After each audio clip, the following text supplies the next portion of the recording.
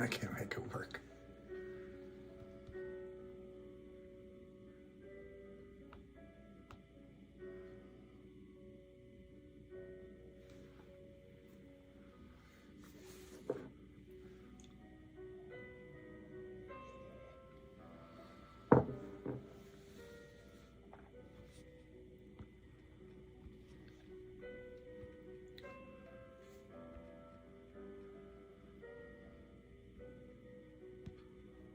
Well, noise. How are you guys? All right, you guys. Guess where your favorite stock is? 267.5. 267.5. Chris, yeah, I keep checking to see when I can do it too. Just try to get all these cords and everything in the right place. Make sure turn this off, even though it's loverly. Let's look at DBM. Somebody said DBMM. Hey, I love the jacket. Chicks dig it. Chicks dig it. They just don't dig the guy.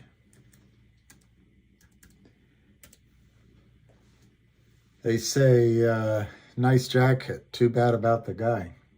All right, so DBMM high today was 2.7 cents.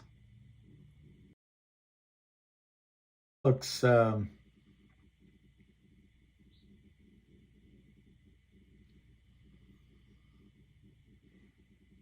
don't know what to say. It looks great, but I don't know if it's going to keep going. In other words, I'd like to think it is going to keep going. I don't see any reason why it wouldn't. I don't see significant resistance. On the other hand, I don't see, it's also possible it'll take a pause for the cause. But DBMM looks good. Gtiil looks delectable. Delectable. 265, 267, size 1483 by 200. I don't trust that bid. Now it's 100 by 200. 100 by 100, 1383, 1483. Those are some screwy sizes. Who buys 1483? All right, you caught me. I might do something like that. But in general, who buys 1483? 265, 267. The chart just looks superior on GTII. Let me see. I think I have a chart to show you. You're gonna say who? You're gonna say who drew those lines? So if you can straighten those lines and suspend belief for a while, see that declining green line?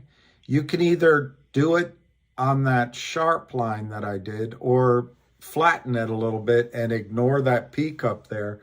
But in any event, I think you can see my reasoning that the stock has clearly broken through this declining resistance, which probably matches Avid's isosceles or right angle triangle.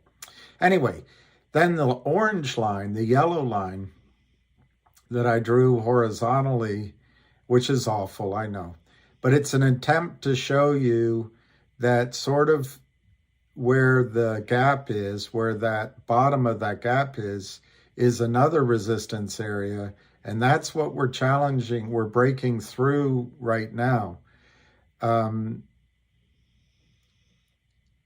drew a thin green line horizontally to try to extend that cluster of activity before everybody went the COSM way. That, I think, is where I would say the stock is headed pretty soon, that 350 range. Will it pose much resistance? We'll find out. But my guess is that people will think it will, so then it becomes self-fulfilling. But I have a feeling so much damage was done on the way down twice that that's not going to provide much resistance. Up in the top right-hand corner, I circled in green. That's what's called the relative strength index. And it's strong right now.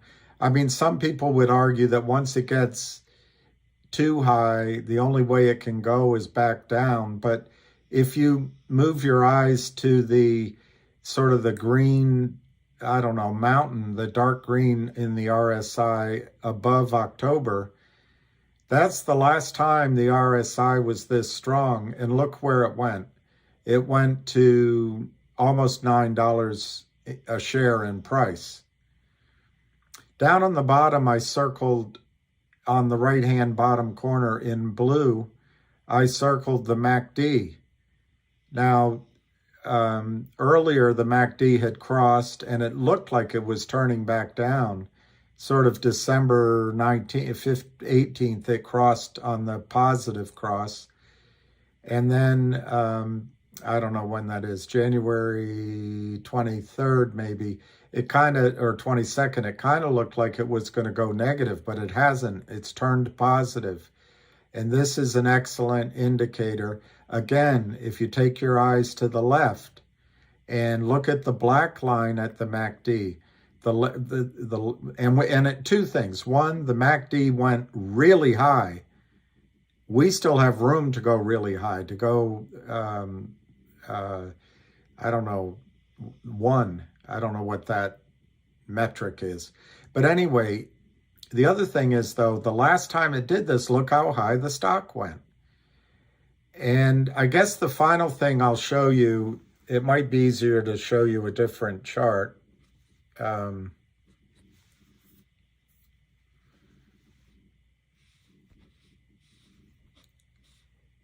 This one's not all cluttered up. This one's not all cluttered up with my drawings on it. But if you go look at September, I don't know, 19th, September 20th, and you see the gap upward in Gtiil, this could have been because of the Alpine news that we didn't know about at the time. It could have been because, Lou made a recommendation. It could have been Avid's recommendation. It simply could be that it broke out and there was short covering. But in any event, as it ran to 9, you can count just the white ones. It's 1, 2, 3, 4, 5, 6, 7, 8 straight up days.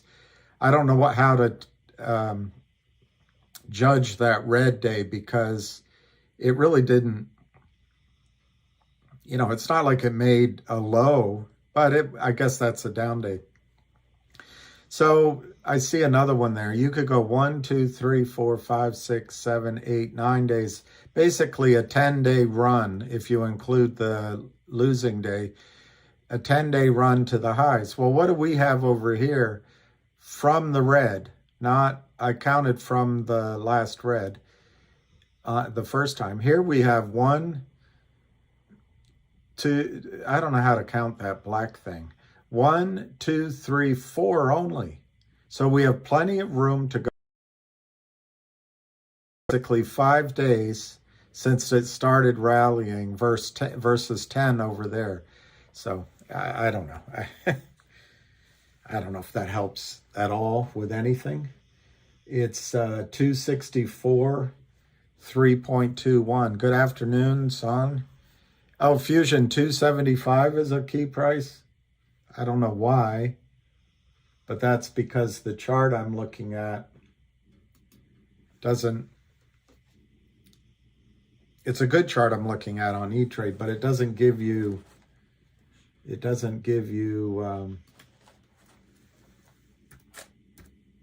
Very detailed. It doesn't give a very detailed grid, so it's hard for me to see why 275 is important, but let me look. So slow. I've got to get you into my life. Got to get you into my life. I don't see it. I don't think 275 is significant. I mean, maybe if you're counting the minor gap between those two candles back in November, but if you go, no, there's another gap way back in September on the way up, which I don't know why that really would have any significance, but that's above $3. No, I don't see 275 as significant, but don't believe me. I don't, other than psychologically, I don't see $3 as a significant resistance.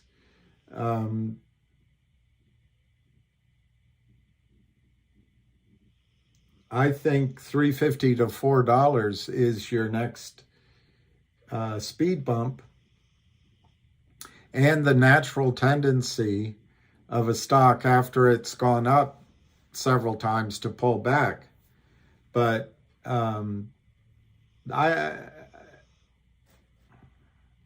these tired eyes and these jaundiced, these jaded brains, I think your next, I'm not going to call it yet. I'll see how it trades by the end of the day. But I think 350 is your next point de résistance, like chez résistance, or it's the chésistance. The chésistance. That's my coffee. Don't you get all worried that that's some other sound going on. That is coffee. Let me see what you're saying. Matt Clarks. Ah, Matt. Are you showing me up, Matt? You're trying to show me up? Trying to show everyone that you have a brain and I don't? Yeah, obviously. 275 is a huge issue when you talk about the warrants. Absolutely. I forgot about that. If it goes over 275, gets back into 350, I think this time Wall Street back offices are not going to be very patient about margin calls and getting cash in. That means warrants that are sitting, the warrants are sitting on, I don't know what to call it, the runs of the margin clerks at zero. All of a sudden they start coming to life. Excellent point, Matt. Excellent point, whoever brought up the 275 in the first place. And enough comedy jokes. Yeah, Wiz, I actually agree with you. I showed you that chart, and I did it, it's a great line, but I just don't, when I say 354 could be, and then the other one is, I think it's 550. The chart's hard to read. I mean, these are things that might slow it down, but I really don't see any reason for the stock to be upward. My opinion, for what it's worth, I think this did such damage on the way down, any weak hands got out. And they were massacred on the way down.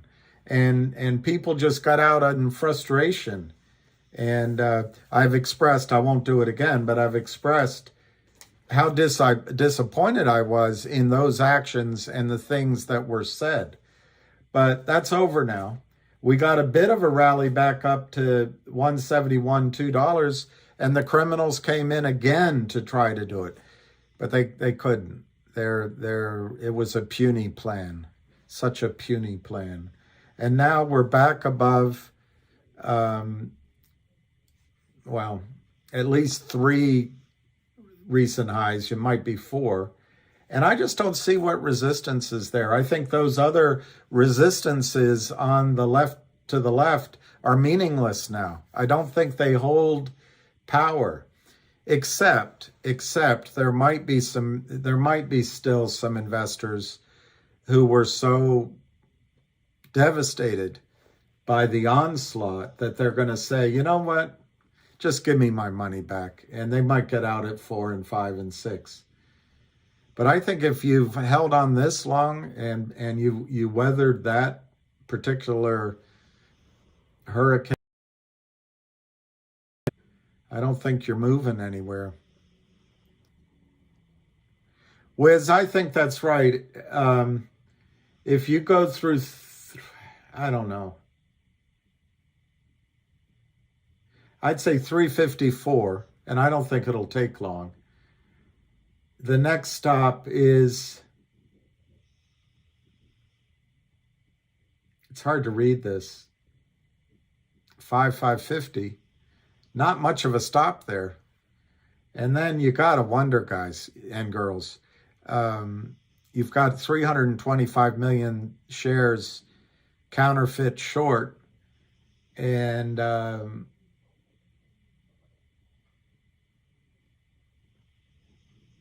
going to have margin calls, you're going to have pressure. The opportunistic day trader shorts are going to cover.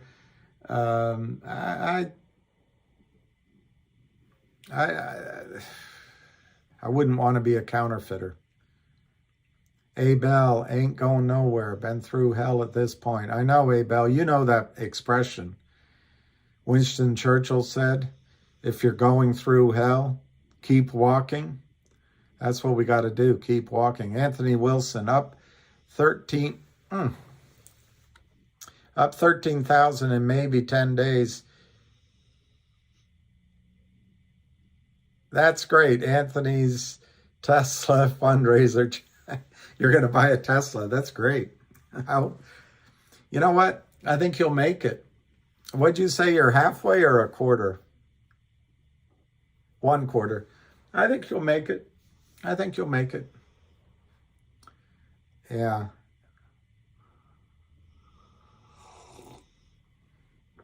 I didn't see his video on GSN. I saw his on GTII, or I thought it was GTII. Well, the parabolic move, my opinion, I mean, I don't want to be a party pooper, but you don't want it. You don't want it right now. I would love this stock to just carefully go up, even if it takes another week or two. But you're right. The risk is it could happen at any time that it goes parabolic. But just for me, I'd like the parabolicism to occur from a higher number. Why? I guess, I mean, it's all guesswork. But if you were to break out from $15, not from here, but it broke out from 15, 10 times that's $150. 10 times 264, 270, it's $27. So my belief is this squeeze, if and when it happens, is going to be, the minimum is 10x minimum. I mean, that's in the bag, in my opinion. So the higher the base is from which it launches, the sooner you can buy a Tesla.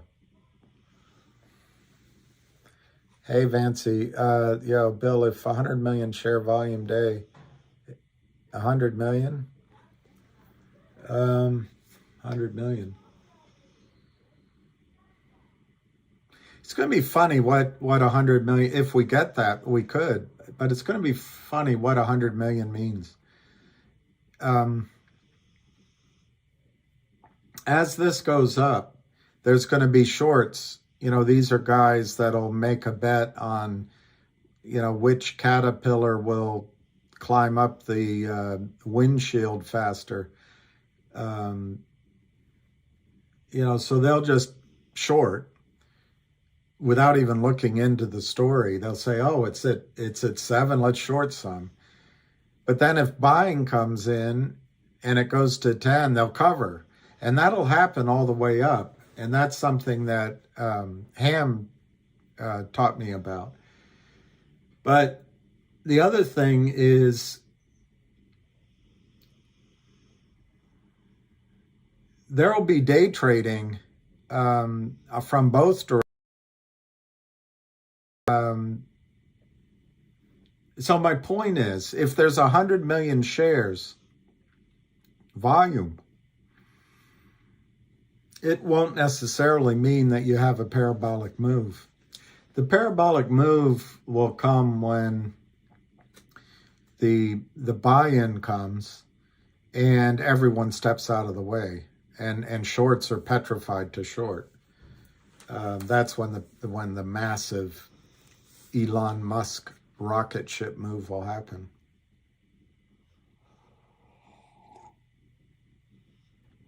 Well, SPDR ASR3, yeah, it's parabolic in volume terms, but I thought yo meant on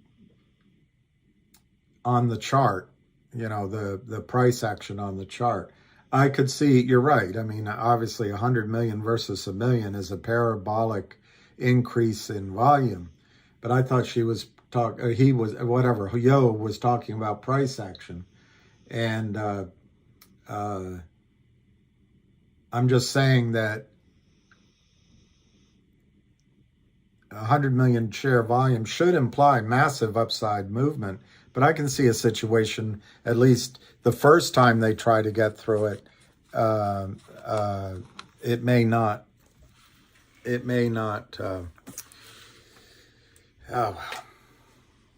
I don't know what news on MMTLP you're looking for. My experience with lawyers, they don't give updates every day. My understanding is that they're, from the ham calls, is that the lawyers are meeting in New York. Who are the lawyers representing? I would guess every single party that has an interest is in there. But to me, that New York City is the locale implies that it's the prime brokers, the broker dealers, possibly the DTCC, maybe the Fed's involved, who knows? But those meetings are ongoing, and I would expect that it would be very limited news getting out on MMTLP until they finish with that. I want to see what CRTD's doing. Why not? I'm not saying they won't go up, but I'm just saying you could have a day where you have a lot of volume and the stock basically churns or just goes up a bit. Anyway, it's all definitional. It is correct. If we had 100 million shares volume versus 1 or 2 or 3 million in volume, I just think the price could be bogged down from higher levels, but that's just one out of a myriad of possibilities. Just guessing. Right now it's 264, 3.3 million shares. I'm glad Star SS. Is there a ham call today? I didn't see one, but let me just check again.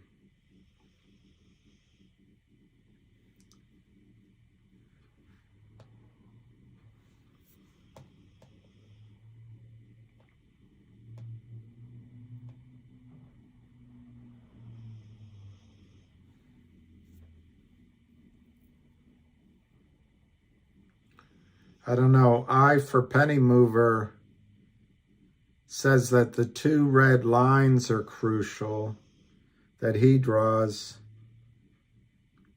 and that's 294 and then 368. 294 and 368.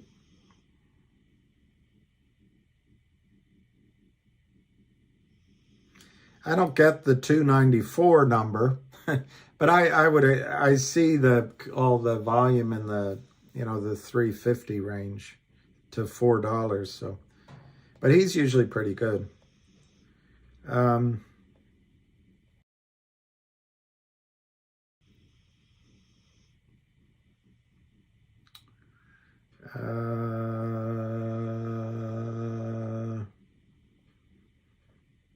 I do not see.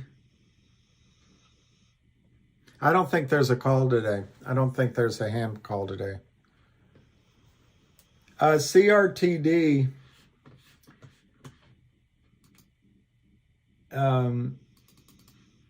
I think CRT. Let me see where it is. I meant to get that price for you. Sorry. 66 cents, down 0.02. Volume is 1 million shares. That's a lot. I would say two things about it. I'd say three things, and I owe everyone a video. I think it was Pete, maybe, and the first time ever I saw your face. I forget the full name, but anyway, the S1 that just came out has clearly indicated that the shares now are 50 million instead of 30 million, and that adjusts the takeover price downward from what I calculated at 333. It's a pretty hefty drop at a share, but from 66 cents, that's pretty attractive. That's one. Two, I think the street, the system, is going to try to keep Jeremy Frommer's stock down as long as it can, just because he has the courage to be in the vanguard of change. That's my second reason. My third reason is a little harder to define, quantify, but I think the Lind Partners has a group of criminals who work with them, because I don't know how they can keep this price down. I personally don't see how they can, but they are. Now,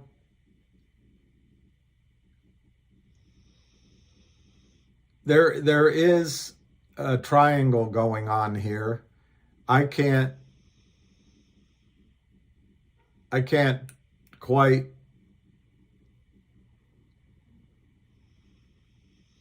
tell you what kind of triangle it is, but I think there are two diagonal lines meeting, and if I were to draw it, which could be my own bias, I think this stock is about to break out of that pennant formation, and obviously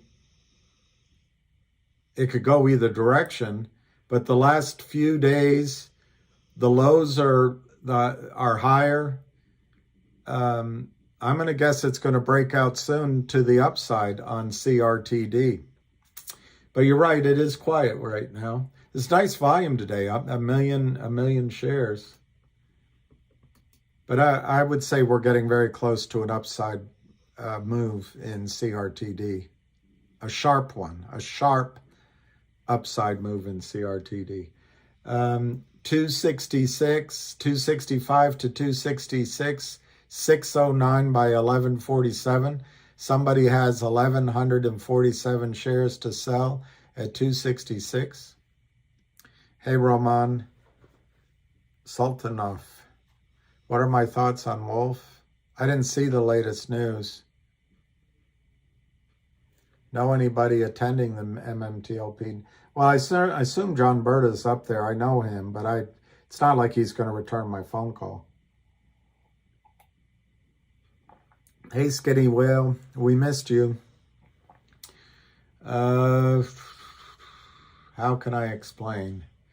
How do I begin to tell a story of a love?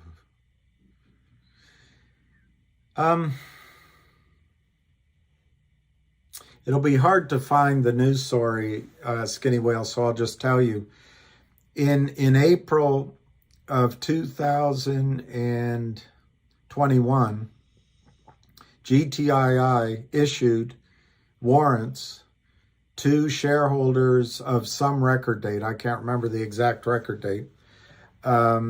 Issued warrants which had a 2-year maturity and had a strike price of $2.75. They were not just issued the way a normally would be done. They were issued as a dividend, not as a distribution. I mean, I know it sounds like the same thing, but the mechanics of it were that each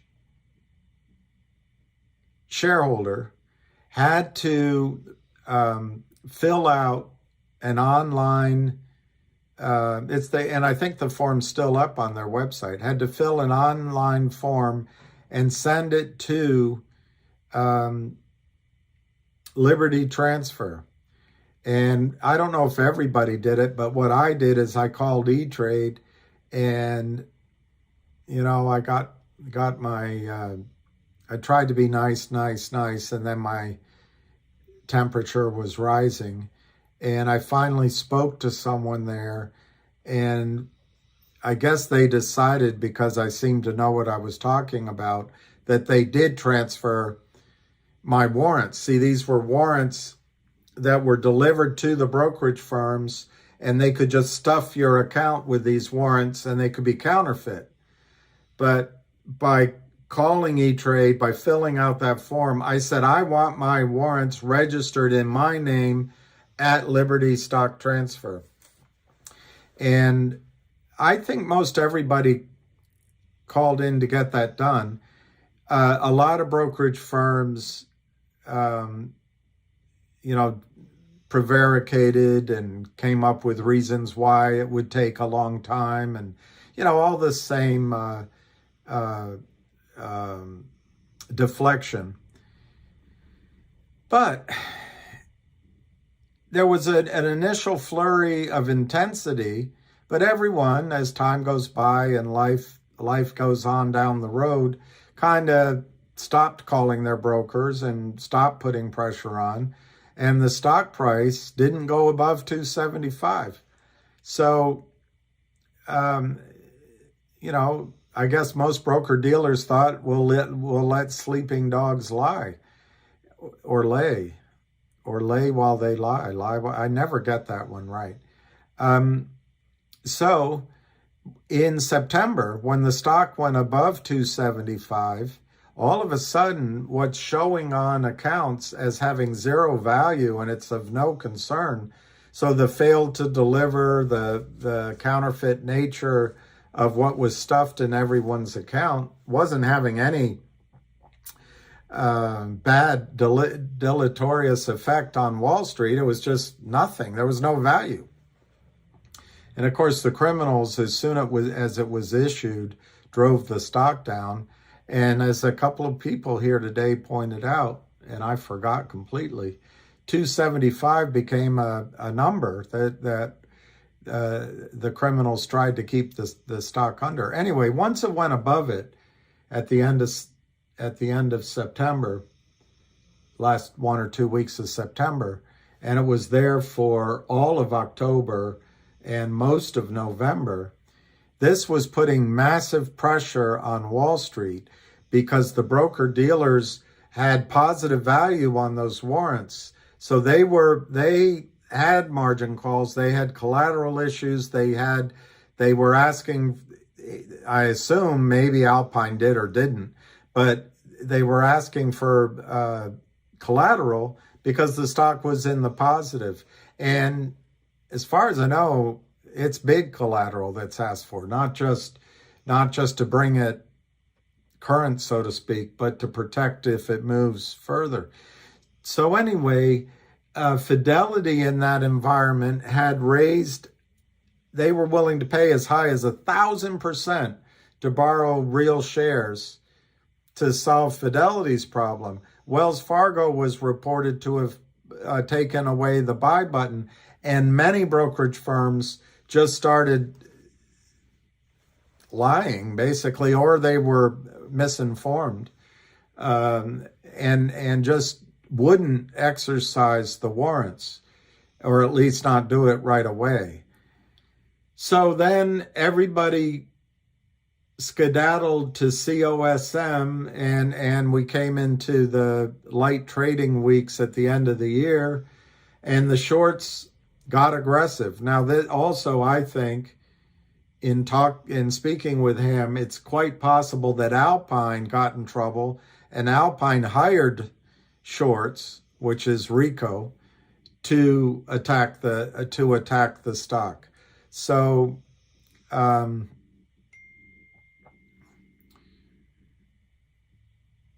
what's happening now, Skinny Whale, is we're very close, and this is excellent sleuthing by the two guys.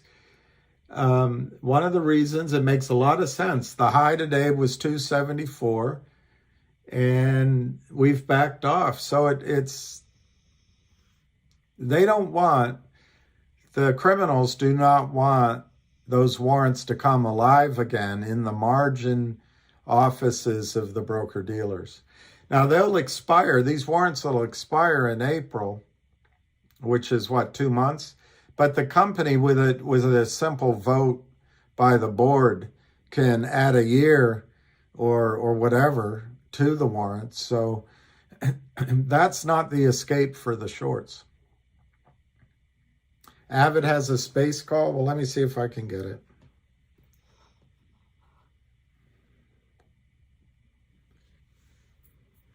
I guess I'll have to stop coming on at the end of the day. Leave it to Avid.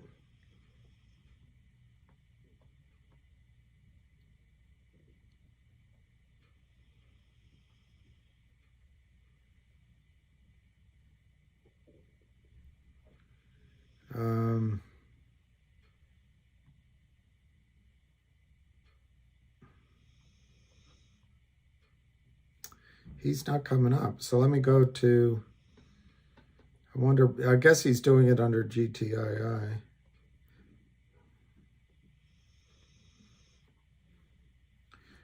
Space call. Johnny, Ham compare GTI to GME. So 500 has high probability. I don't know what Ham's thinking in terms of probability.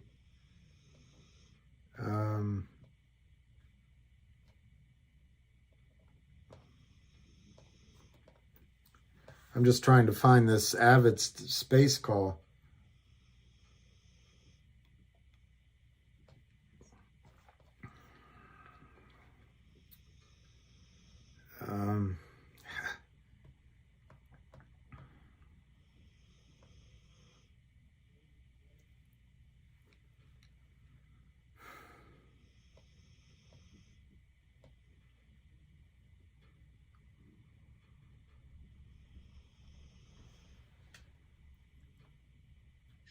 It's very obvious this huge W that's forming just visually looking at it without being too complicated.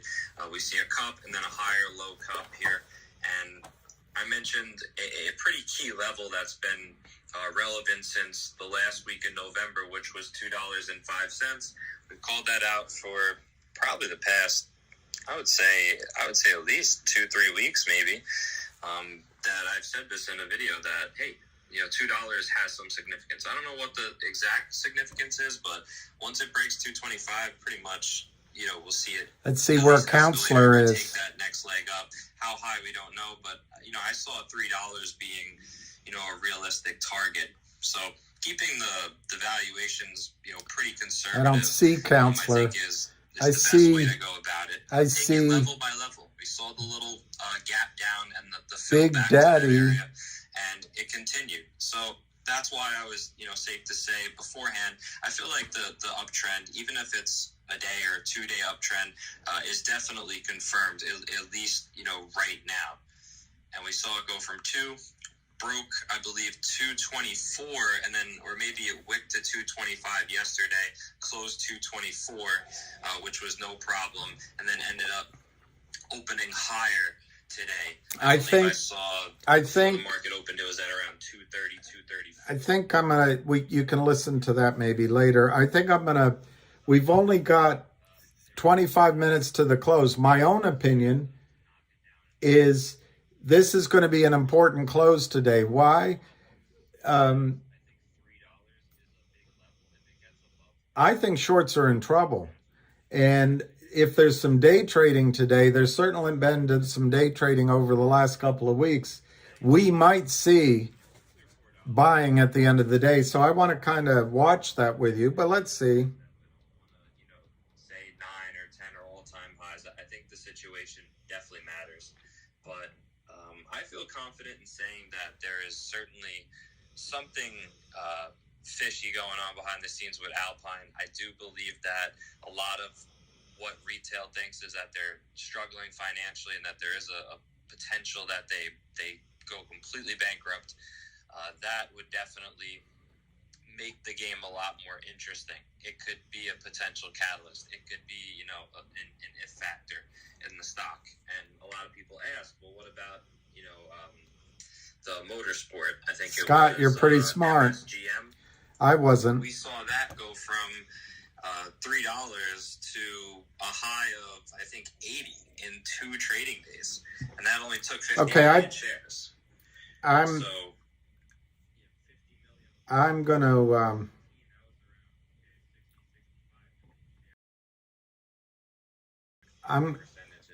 I'm not sure if he'd want me to play his call all the way through. So I'm a little nervous of playing it too long because that's how he makes his living. But anyway, Avid Trader, you can listen to the space call. They have a recording of it. The warrants aren't publicly traded, so you'd have to make a side deal. What, did Counselor Diamond Hands ask a good question?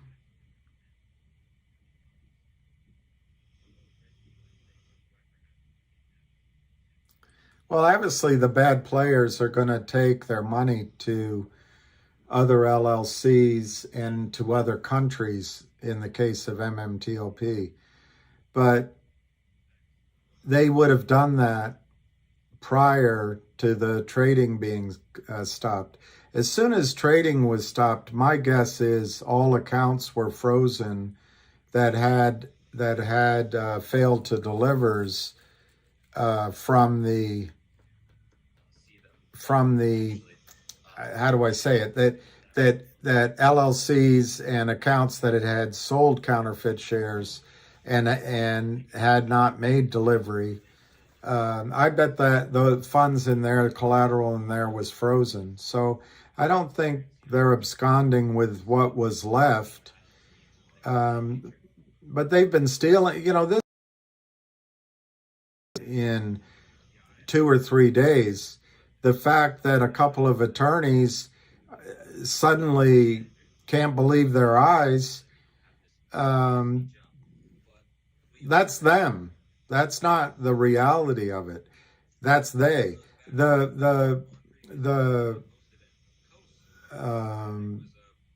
criming, I don't know what word to do, the fleecing has been going on for 4, 5, 6, 7 years in Torchlight / Mmtlp. And they've been stealing the proceeds all along. But I I may be too complacent here, but it's been a month and a half since, not even quite a month and a half, since FINRA, or maybe it's exactly a month and a half. I don't know. It's close. It'll be 2 months on the 9th since FINRA stopped trading. I don't know in any other generation of people who would expect an instant solution to this conundrum, this Gordian knot. The facts, although if you're an attorney, like one of the attorneys, hearing it unless you can see it in absolute black and white and that's about the only source she uses. Well, she hasn't wrapped her mind around yet, and it takes everybody, every single one of you on this call, me too, it takes a while to wrap your hands around the fact that the system, that they let this happen, that it's possible over 1 billion counterfeit shares were sold of Mmtlp. It's also hard for her to get her mind around the fact that the criminals were able to get trading in the Mmtlp approved through the SEC and through FINRA by counterfeiting documents. They counterfeit shares. Why not counterfeit the documents? And it's allure. To her, she can't believe that the people at the SEC and FINRA would miss it. How could they not see this? It must be something the company did. No, this is criminal all over Wall Street, and the somnolent regulators miss everything. So in the case of Mmtlp, how? I just ask, how do you expect the shorts, the broker-dealers, the prime broker, and then ultimately the DTCC to create a facsimile, because that's all they can do without the cooperation of NextBridge, a facsimile of a real share in NextBridge? They're going to do it. It probably took them 2 to 3 weeks, maybe 4, for human eyes to look at the magnitude of the problem. They were just relying on their computers. Computers couldn't tell. The boxes were all checked. Well, it's not Richard Nadich here, but lawyers like Richard Nadich supply the letters to the market makers and the prime broker. Those boxes are checked. The criminals counterfeit documents. Those boxes are checked. The trading starts going through accounts that are probably illegitimate, also counterfeit documents, but the trading starts flowing. The market makers take the commission. The broker dealers don't see any problem. FINRA, idiots at FINRA, they get paid a lot of money and just assume that, oh, this is what work is like. I deserve a big salary. Don't look under the hood of the computers. And, next thing you know, you've got 1 billion counterfeit shares in Mmtlp. I don't know how. Yes, FINRA should not have closed trading so that you had an opportunity to sell on Friday and on Monday. Yeah, that's absolutely true. But we don't have a time machine. FINRA now has the choice of opening up trading, but it compounds their issue. Everything goes pell-mell in all different directions, and there's liabilities in all different directions. And how do they rationalize opening up trading? They closed it because there was this document, this obscure rule that said if FINRA sees a problem or broker-dealers see a problem converting a public company into a private company, basically settling the trades, by the effective date, they can stop trading. Well, what rule is going to allow FINRA to open trading that protects the broker-dealers and FINRA from further lawsuits? I'm not sure there is one. And so I think the idea of FINRA opening up trading without doing very careful canvassing of broker-dealers and of the risks associated with it, and talking to DTCC, talking to the SEC, maybe talking to outside attorneys. This is a major decision they have. I don't think it's going to be, they turned off trading in the first place because a lawyer made the decision. That's all that works at FINRA, seems like. And that same thought process, that lawyer thought process, we don't act quickly. We got to read everything. We've got to consult, and then we got to get things in writing. We got to protect our ass. And I don't know where they're taught this, in moot court, I guess, that every eventuality can be sealed up in a bow before they make a decision. That's not how the real world works. But I think the lawyers at FINRA blundered.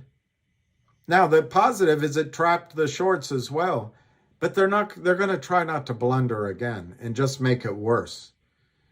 The SEC was removed from it, and I'm not sure what the SEC can do in this situation to get trading to occur. The SEC probably can bring the force of the SEC to bear on broker-dealers and prime brokers to settle. But how do you expect that to happen in a day? You got a bunch of lawyers at the SEC, bunch of lawyers at the prime brokers, bunch of lawyers at the broker-dealers. The market makers might even have lawyers. The criminals certainly have lawyers. So I don't know. I don't know what kind of fantasy people are in that lawyers act quickly. Lawyers individually are slow. A murder of lawyers is impossible. Lawyers will stretch the conference table out down 3 or 4 different conference rooms by the time they're done and bring everybody else in. And by the time they bill everyone there, it's 3, 4, 5 years. I just do not see who is going to wave a magic wand and create 1 billion shares of NextBridge out of thin air. The criminals did it for a period of years, but now the system has to do it. I don't see who's going to do it. And every idea, if I were there, I would be charging forward with my solution, which I've described, and I would get it to the table. And I'll tell you what would happen. Bill, you can't say, my lawyer, Bill, you can't say that. Be careful, Bill. You can't put that in writing. Bill, you better not call that person. Bill, let me handle it. You should not. They have lawyers. You can't speak directly to the principal at the prime broker. You have to go through their attorney. And you, Bill, aren't allowed to the attorney. Only me, Bill's attorney, can go talk to the attorney at the prime broker. I don't know what miracle you guys expect out of MMTLP. It's gone to the lawyers. And I'm not a lawyer. but I've had a lot of experience with lawyers, and it's going to go slowly. And the communications are going to go through lawyers. And they're going to... Anyway, I just don't see anything happening on Mmtlp over the last 2 months. I don't see how, or almost 2 months. I think it's completely reasonable that it's taken this long. Now that we're here and the lawyers are meeting in New York, and I assume the principals are either there or the other end of the phone, and each lawyer has to prove to the other lawyer how smart they are, and they have to, well, we've got a 846 problem. Really? I think it's well, let's go get a drink. And then they talk about law for 3 hours, and they tell a joke, a stale joke, no one laughs. I think the lawyers will start to grapple with a potential settlement. They're not going to want to end it quickly because they want to stretch out their payday. And that might be what putting on some pressure. But it's possible that when all sides realize how massive this situation is, all sides are motivated to settle. And the principals tell their lawyers, you know what, get out of the room. We're going to solve this. But you really have to go through stages of personal relationships, pressing back at the lawyers to finally get the lawyers out of the room and let the principals talk to each other. And it could happen. It could happen quickly. But I guess this is my long-winded way of saying I am not at all surprised that this has taken this long. And I find it completely normal. It doesn't mean they're stealing your money. And to answer your question, if the criminals absconded with your capital, guess who's on the hook for it? Your broker-dealer and the prime broker and the DTCC. So it's frustrating. I got a big zero in my account, but I don't think we're at the point yet where it's the end of the world. Well, it is the end of the world. I don't know. It's a bad situation. I don't mean to minimize that, but I don't know what you expect out of lawyers. They're not.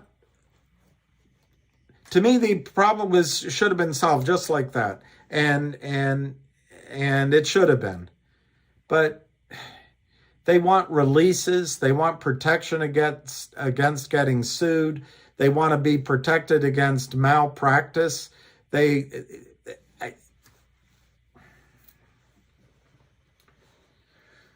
don't know. All right, we got 10 minutes to go. It's 3,490,000 shares of volume, 265 to 266 on Gtiil. Let's go around the league and see some of the other scores.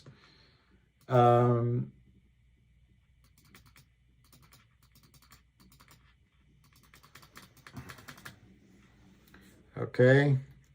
I want to just see what's happening.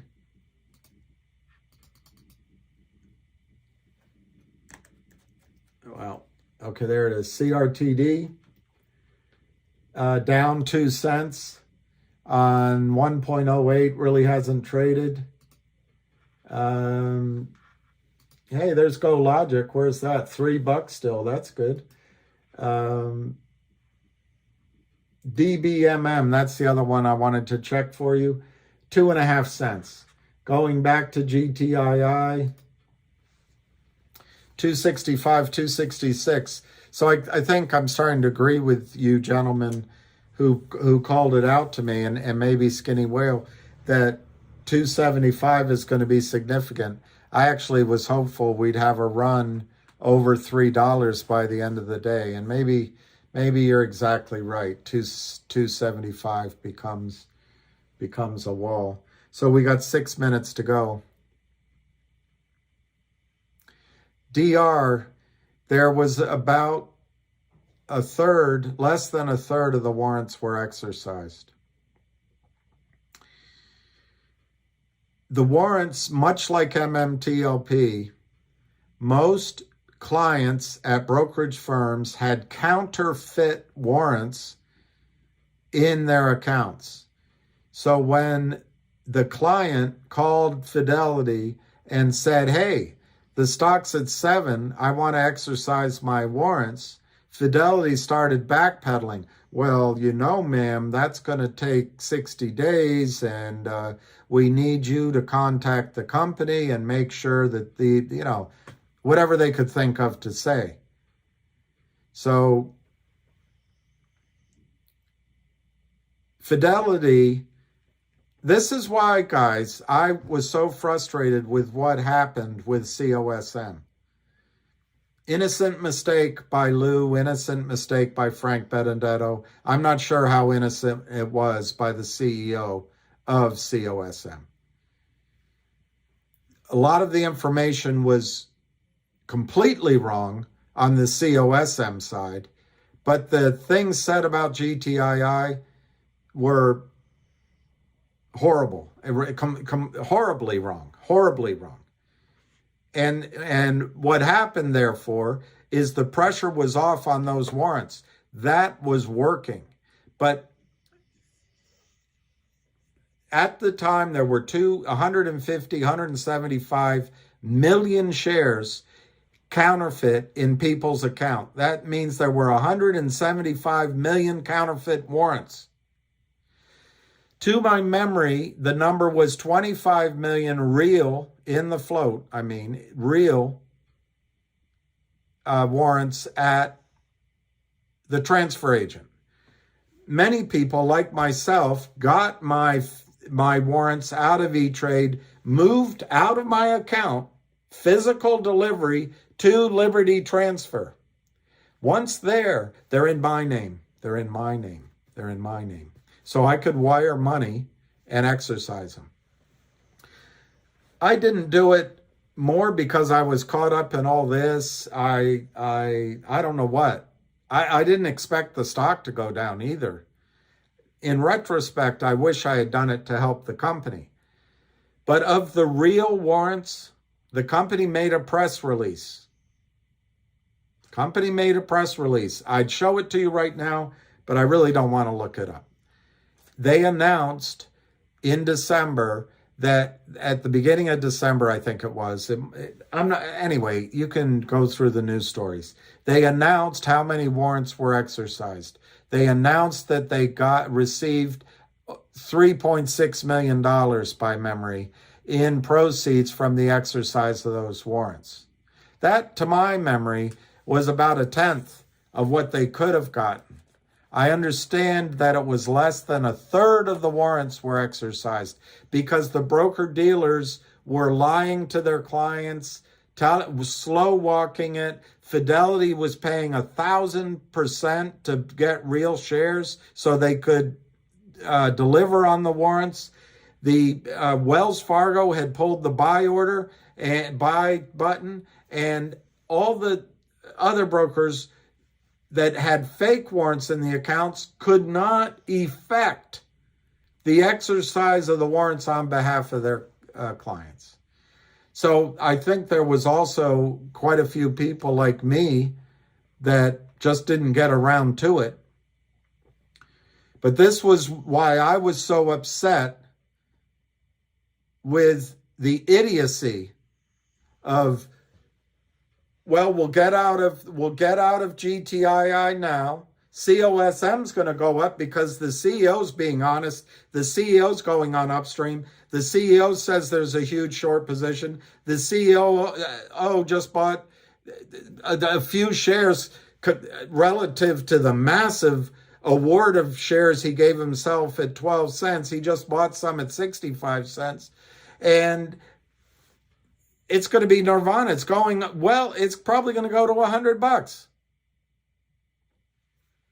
And they're dealing straight on the short numbers, and they're calling there's something fishy at GTII. So let's get out of GTII, go into COSM, and then we can always come back with our profits and buy GTII again. I don't know how that's working for most people, but it pissed me off. And the insults to him pissed me off. And the fact that people lost money pissed me off. But it drove the price below $2.75. The pressure came off of Wall Street.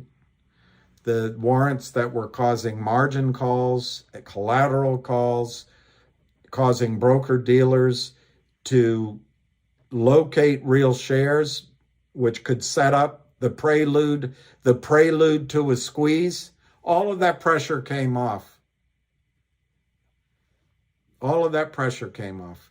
And then Frank Benedetto has the gall to put up when the stock doesn't perform, which obviously it wasn't.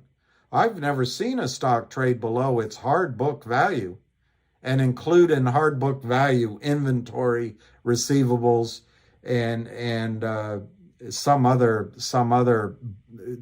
soft value, in my judgment. From, I'm a skeptic. In some ways, I'm an optimist. Other ways, I'm a skeptic. So that's a long answer to tell you the reason the warrants were not fully exercised was maybe some people were like me. They waited. Also, Wall Street lied and prevaricated, same thing, and delayed because they couldn't exercise them. Also, Wall Street, it was in the process of locating real shares, and it was taking a while. Also, all of a sudden, the stock went below the strike price. And so people didn't exercise the rest of them.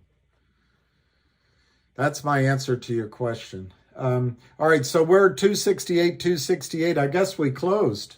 Yep, we closed. 3.71 million. You guys were right. Whoever pointed out 275, several of you guys pointed out 275. You were right, I was wrong. I thought it was going to go over 3 by the close.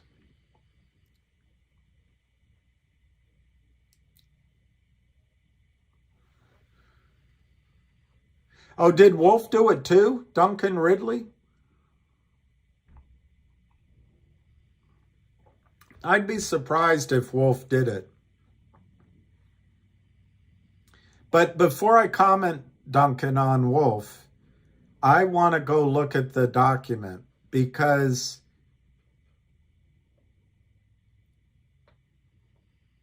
it might be, and Duncan, I don't know, it might be that Wolf had no choice. It depends on what the terms of the criminal convertible note was. I'll look that up so I can give a better answer. In the case of Finger, the Lynn Partners won't take the money back. Well, we'll see what happens in a week or so. Finger also is the one crushing, the Lynn Partners is also the one crushing CRTD. And I wonder how long they can hold that up. It's a different group with Wolf. I like the Wolf story. The company story is great. GTII doesn't close for another 12 minutes. Oh, you're looking at delayed, what's it called? Anyway, you've got a 20-minute delay or 15-minute delay on whatever system you're using. It's closed. It closed at 268, it looks like. Let me refresh this to make sure I'm not misleading you. So I'm just going to refresh the whole page. It'll probably close on me. It still says 268. I think that's the right number. Oh, I don't know.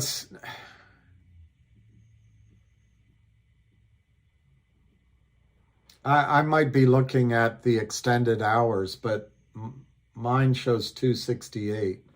Let me see. Let me see if I can do it on a different quote. Yeah, it shows 268. Yeah, okay, 268. Thank you, counselor. The goose. Yeah, I got 268. Some of you guys yesterday, I know, Matt, it's amazing. Another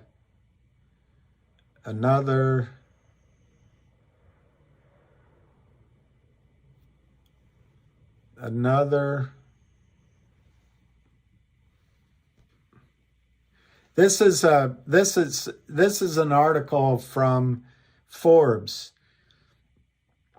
Understanding what hedge funds actually do requires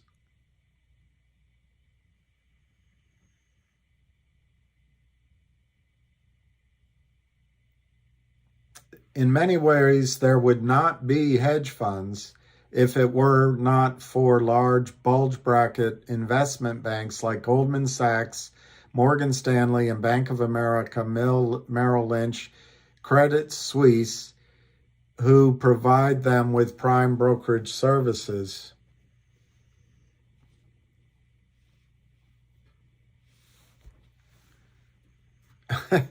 It's all out of order. A prime broker's relationship with, in the long term, to profit from that relationship can be very different from the experience that investors actually have in this same hedge fund. These are out of sequence. Broker include price, access to hard-to-borrow securities. These are some of the services prime brokers provide. Access to hard-to-borrow securities, creditworthiness, access to long-term lending. In practice, many investors do take comfort in the selection of a particular prime broker by a new hedge fund manager. This is attributable to the level of due diligence perceived to be involved. However, prime brokers' view of risk differs quite significantly from investors' view of risk. These differences are important for prospective investors to bear in mind.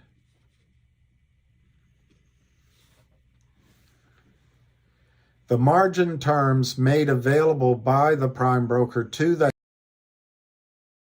maximum leverage or borrowings, either way, hedge funds may find themselves in the position of being offered more margin at a given point in time than they want. Hedge fund managers must familiarize themselves fully with a prime broker's margin rules and how those rules are implemented in order to ensure unexpected movements in the market do not have unforeseen effects on the fund's portfolio. Picking the right prime broker is important.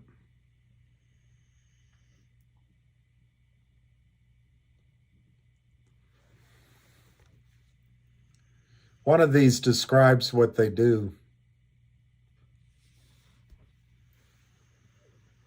Okay, lending offering. This is if a prime broker.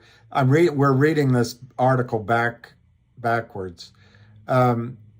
Lending often requires collateral, and the prime broker is no exception. Prime brokers typically operate on a fully collateralized basis.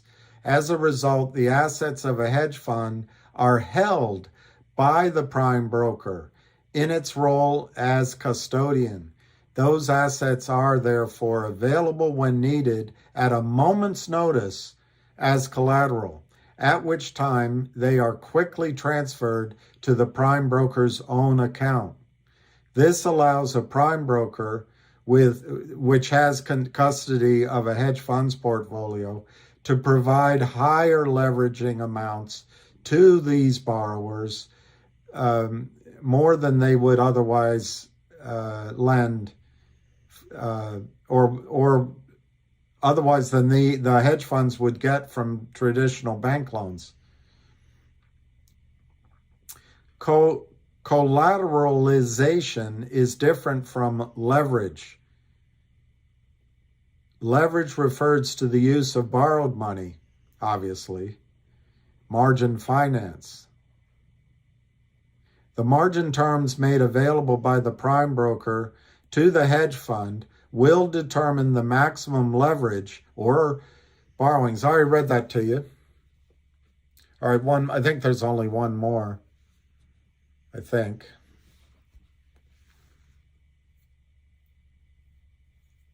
Okay, in addition to lending either securities or cash, prime brokers also offer a number of concierge services to their hedge fund clients. Capital introduction, for example, is provided by dedicated teams within a prime broker to assist new funds in identifying potential investors. This is because these prime brokers are the risk arb desks that the brokerage firms ejected from their banks in order to qualify for FDIC insurance and to qualify for a bailout from you. In practice, the results of these matchmaking services can be highly varied.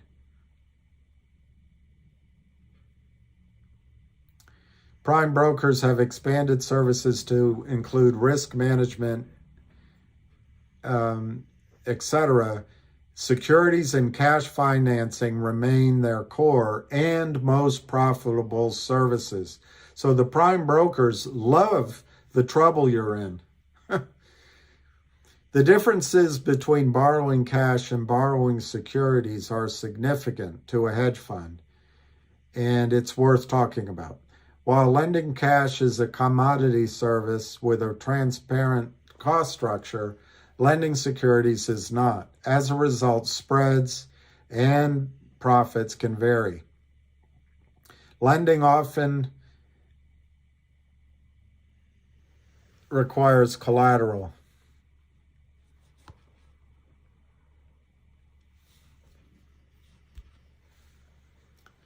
Okay, here's interesting. We'll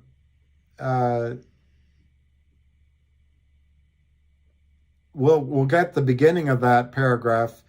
I guess the hedge funds contact other institutional investors with shares to lend and on other commercial banks with money available for margin loans. Short selling is so closely associated with hedge funds that are warranted. That's a style this writer likes to use in her writing. So we'll go with the warranted explanation. When selling a security short, the underlying bet being made is relatively straightforward. By engaging in short selling, an investor is betting the price of the security will fall. In a properly functioning market, prices rise and fall regularly and freely. As a result, shorting can be seen as a way of ensuring that price bubbles burst before they distort the market and end up causing catastrophic losses to innocent and not so innocent bystanders. That is the mantra that Wall Street has gotten everyone to buy into. It's okay to cause catastrophic losses slowly over time by criminally counterfeiting shares. But woe be to he who allows a price bubble to burst. Anyway, although the effect of short sellers on particular companies can be painful to the management and the shareholders of the target underseas. Here it goes again. This is the propaganda.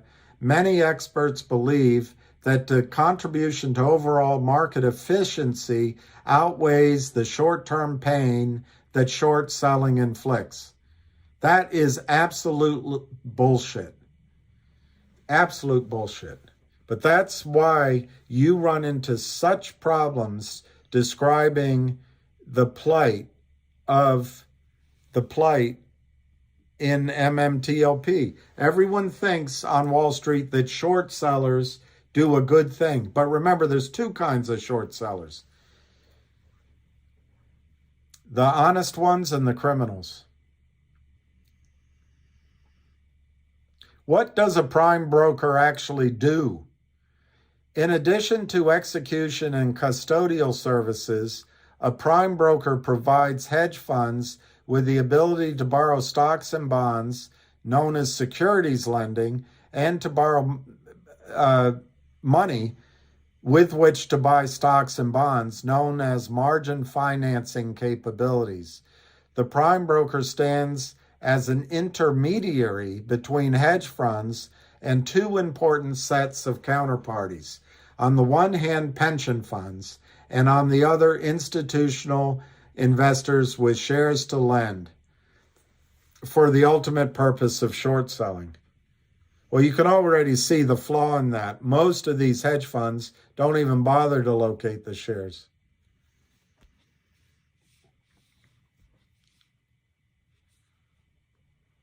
All right, I'll save that one for later. That's about Alpine. That was an article in Forbes about what prime brokers do.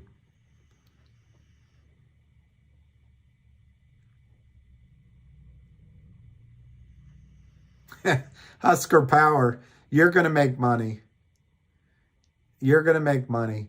The Husker, I think if everyone on this call, if everyone ham knows sold, the stock is still going to go, it's still going to go to the moon. Maki, stop the fake hope. Geez. J. Ken, stop the fake future telling. Well, I don't know anything about hope that's fake. And I don't know anything about future telling that's fake either. The results might not turn out the way one hopes. And the predictions of the future are difficult. It's difficult to make predictions, especially if it's about the future, but they're not fake. Hey, Richard Lewis, that's great. I'm with you, Husker. Yeah, thanks, Woody. Husker Power. William, are you still thinking triple digits? Yes. In a squeeze. If you can just, it's like when you get a fortune cookie and it says your life is going to be full of happiness, or you are about to meet the love of your life, or I don't know, you will have great fortune. We used to add in bed after every single one and see if it was funnier. If you can add at the end of every time you guys ask me about these triple digits in a short squeeze, that would be more accurate. I think in a buy-in, a forced buy-in, what's hard for you guys to understand, and I don't blame you, because after 2 straight years of criminal counterfeiting and selling of shares that don't exist by Kurt Kramer, people get numb to the fact it looks like the shorts can just sell forever. Well, up to a point, that's true. But the revenue side of these brokerage firms, the market makers, the prime brokers, they all love the business. They don't have to do any work. They can roll into work late. They can get drunk the night before. They can go take a steam at lunchtime. They can go play golf. These trades just happen and happen and happen. And once the broker of record has it under her number, she can just live the life of Riley. And they don't want to look too closely because the revenues are what separate the men from boys. And they don't look. So for the longest time, Kurt Kramer has been able to shovel counterfeit shares down the system and crush the price of the stock. Then Alpine apparently has gotten into trouble, and Alpine possibly, it looks like anyway, hired a bunch of sophisticated, underfunded, opportunistic jackal shorts who turned their computers on and crushed it, and then crushed it again in January. Well, they're underfunded, and they're going to have margin calls, and they're not going to want to bring new money into their accounts. And to the extent that Alpine or one of Alpine's benefactors, like Goldman Sachs perhaps, gave money to these new criminal shorts, they're not going to want to put more money into those losing trades. They're going to cover. So when there's margin calls, when a buy-in comes, it's going to come from the risk management side of these firms. And they just do not care what they pay for the stock. Their goal is to get the error closed. That's the only goal they have. Close the error. And essentially, they go in with market orders. I mean, I don't know exactly if you would just give buy 100 million shares at market, but you're going to call a desk and you're going to say, I want to buy, whichever institutional desk, I want to buy 100 million shares. Go buy it and don't stop till it's done. And that, my friends, is why you're going to get a short squeeze. And that's why you can get I think it could go to 4 digits. It's possible it goes to 5. In a spike, it could go to 10 or 15,000 a share. But don't, let somebody else get that money. Don't go after that money if it ever happens.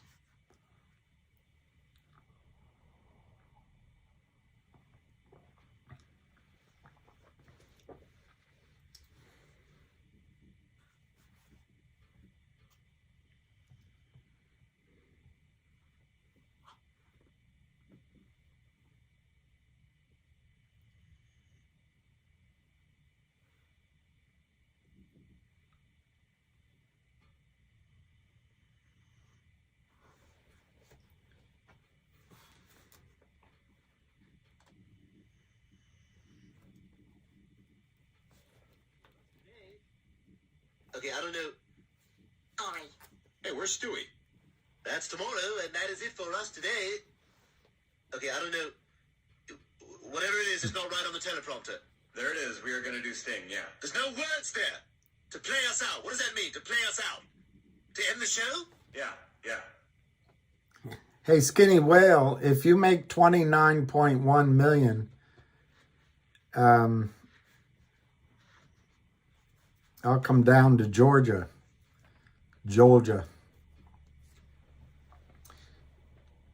Yeah, good job, Ace in the Hole. Welcome, Ace in the Hole.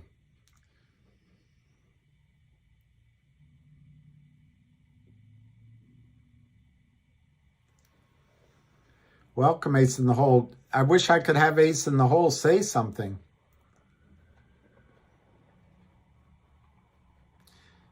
PB, AJEFF. GNS at 7:30. Wow, nice trade on GNS. Nice trade. Aaron Ambrose is correct, Ace. You do a great job. William will marry you at Skinny Whale if you make 29 million. only if I can get 0.0001% of it. I don't know if there's any news on Finger, but I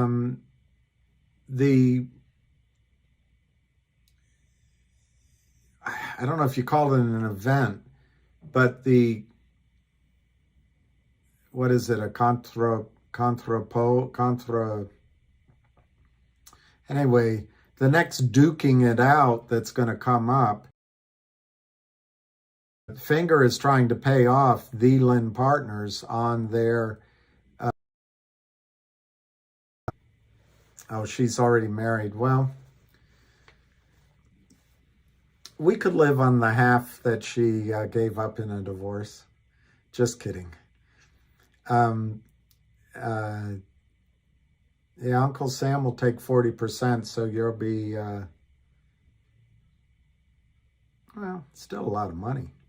Anyway, the coming up is that Wes, I think, is going to drive the bus on making the Lin Partners accept the $4 or so million to pay off the remnants of the toxic note that Finger took with the Lin Partners.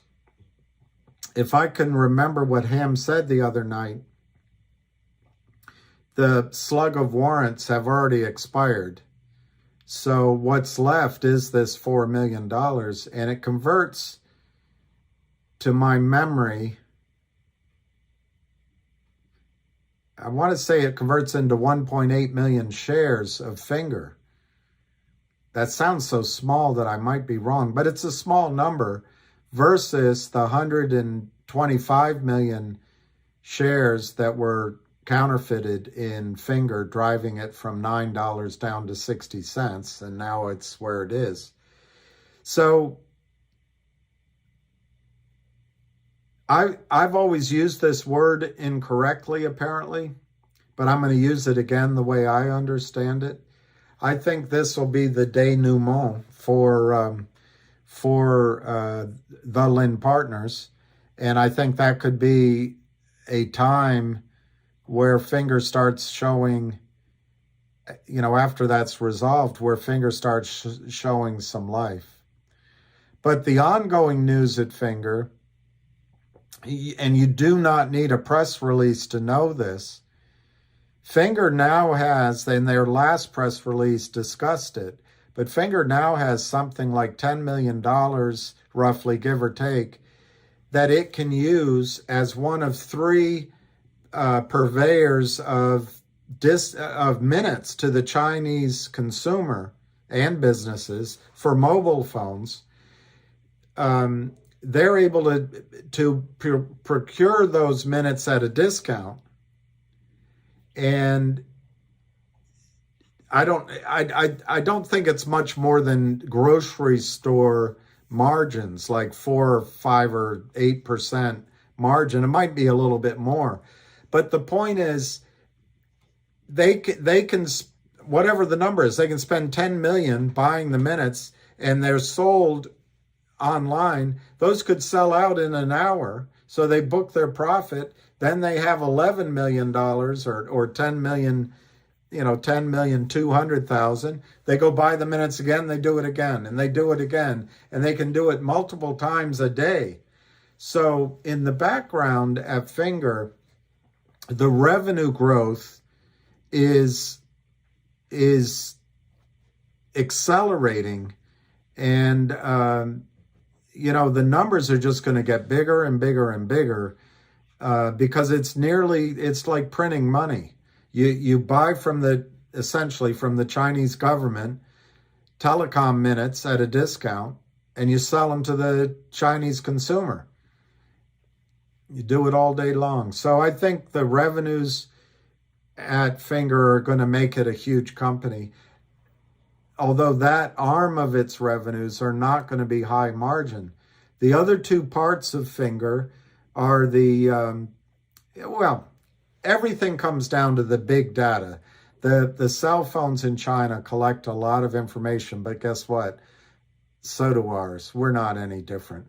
Um, uh, so that big data leads to monetization primarily to insurance companies right now, but your imagination can run wild. So it's the big data, but it's also the insurance revenue. They have two deals. One, I might get it wrong, one with Munich Re and one with Pacific Re, two huge insurance companies. Those deals to show results take some time, but when those kick in to a population that is 1.5 billion people, the second largest country on the planet, in terms of population, Finger has a bright, bright future ahead of it.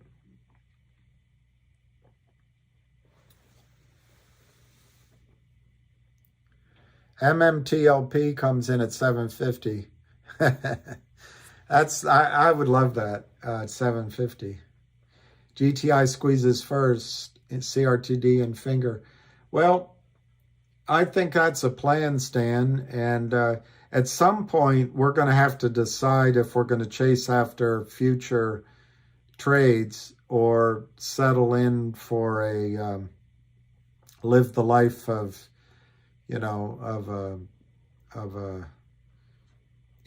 a conservative stock portfolio. But I personally think Finger belongs in everybody's portfolio. Hey, KYP, not really in. Finger is going to let's go. Do you think NextBridge can move forward with their operations and possibly sell their companies to potential buyers? There you go, Skydog. I'm not a lawyer, but I believe that her weight in gold will immediately, if they're in a lawsuit with the prime broker and the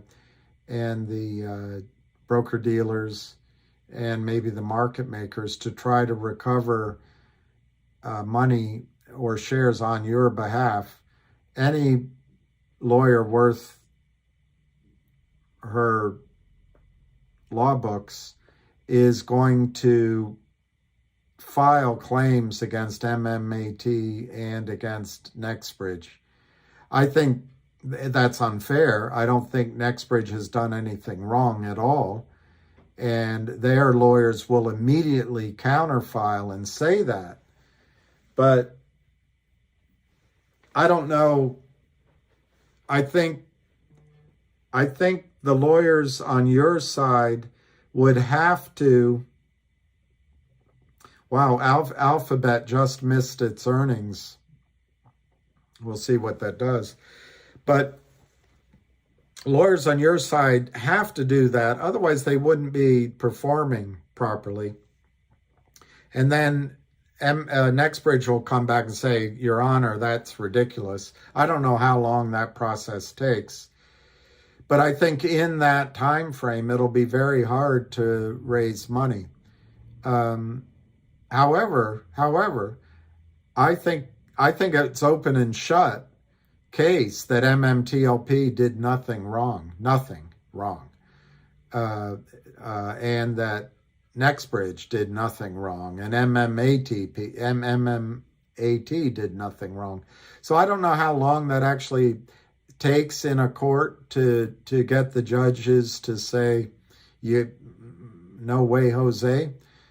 The good news is it's risky for us because I'm in the same boat you are. The good news is that this Roth Capital deal that's been announced, if it's priced, and I'm sure the shorts will be involved. No, it'll all be behind the curtain, and they won't admit it. But there's so much money on hand here that commissions will be paid all the way around, meetings late at night. It's really deep throat stuff. But I think that my belief is Nexbridge will get funded by Roth Capital, which will probably funnel, they won't know it maybe, funnel a lot of the shorts money to them. But I think Nexbridge will be funded, and I think Nexbridge will come out of this okay. But that's only 40 million shares. The problem's a billion shares high. I still think a better thing would be to turn Nexbridge into the next, Apache or I'm trying to remember, the next XTO, all at once with a major offering of shares to the criminals. One, fix it, man. You're going to be rich, I think. Yeah, Bob S., nice to see you. I have to do another couple of videos, but this takes energy too, and I know this freeform crap is much less useful.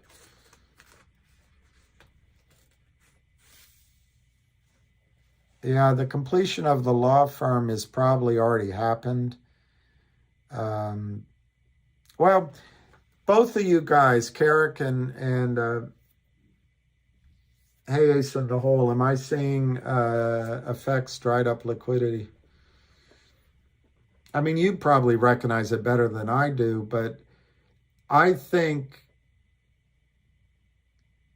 my answer to you is yes. I think that I'm seeing it.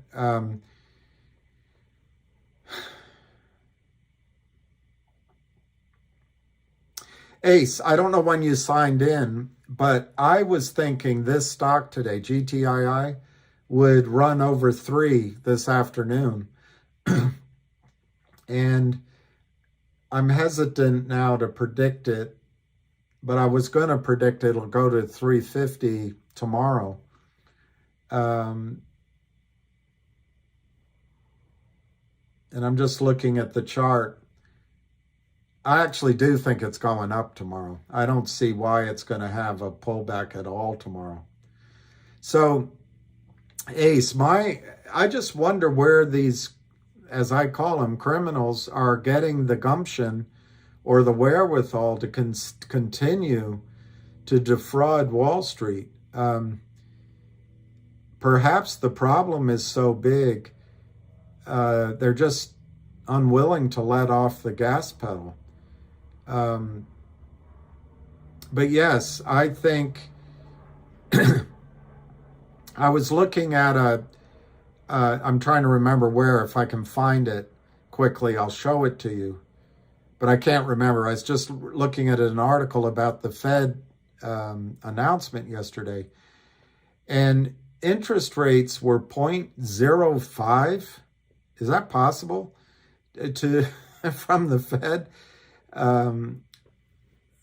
about 18 months ago, and now we're approaching 5%. It's always a range, and probably headed to 5 3/4 before they quit, but no one knows. That's got to change the available money for stock lending and for lending money on Wall Street. Now, if you're a big group like Citadel, I'm sure your credit's still good. But how does an Alpine continue to facilitate the selling of GTII? I just don't know. Obviously, there can be more than one prime broker. But, we listened to Avid a little bit earlier, and he was saying that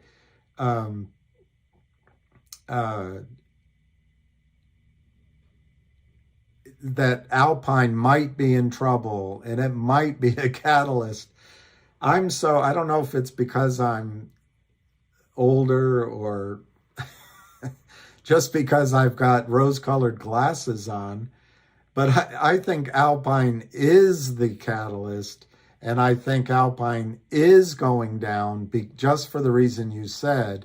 I think the money is tight. It's not free out there. It never was free, but I don't think it's flowing freely either. So I think Alpine is really in trouble. How long does it take for the buy-in to occur? I mean, obviously, these last couple of days haven't done it yet, but who's going to lend? Who's going to lend to Alpine? Who's going to lend to Kurt Kramer? Who's going to lend?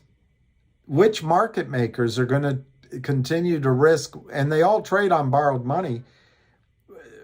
Who are they going to risk their market making livelihood on GTII orders that are counterfeit? Which of these opportunistic short sellers are going to continue with maximum risk up to the upside, as Ham puts it, infinite risk? I don't see it. So that's a long answer. I think the fact that money's tightening and the moods are changing, and even though there's a little euphoria, and I certainly wouldn't go short the overall market right now in the short run. Yeah, I think things are getting really tight for the criminals. Who's going to go to jail with? Okay, ace in the hole. Let me see exactly. How are they staying afloat? No one is lending. There's got to be multiple levels involved and terrified. Yes, ace. Brilliant. I think they are terrified. But, and as Ham used to say, no one wants to put the gun in their mouth and pull the trigger. Did you know, by the way, I just heard this from Jordan Peterson, but women attempt suicide in greater numbers than men, but men are successful in suicide in far greater numbers than women. And it all comes down to men will use a gun, women use other things. Men are more lethal in general than women. Anyway, that's an aside, neither here nor there. I'm trying to remember the question. There you go, Ace. You already answered it.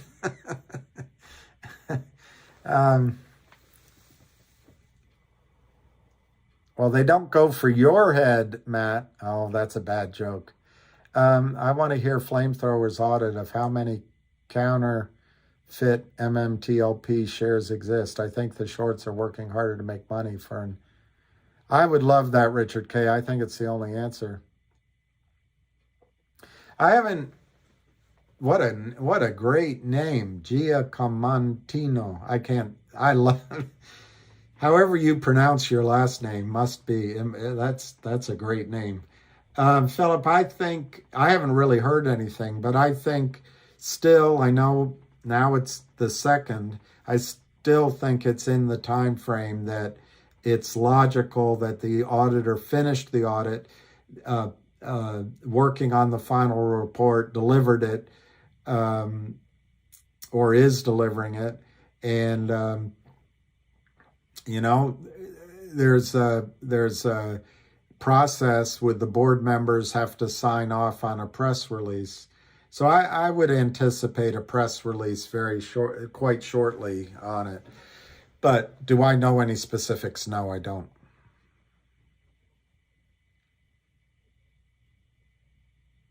Well, that's true, Merle. Maybe. Maybe. And it's an interesting point. They probably have more than one. They have ancillary prime brokers. They definitely have more than one LLC. They may have been moving, almost certainly have been moving money offshore and back in again. And they've got to be hiding tickets, lying, marking sales long, which is, there are no shares that Kurt Kramer's going to get. But these other shorts may have been doing it. But, these other shorts, unless, the Russian mafia or the Colombian cocaine cartel is the source of funds, whatever promises are being made amongst the criminals to work with each other, they're going to start doubting that the other criminal can pay the one criminal. They're in trouble.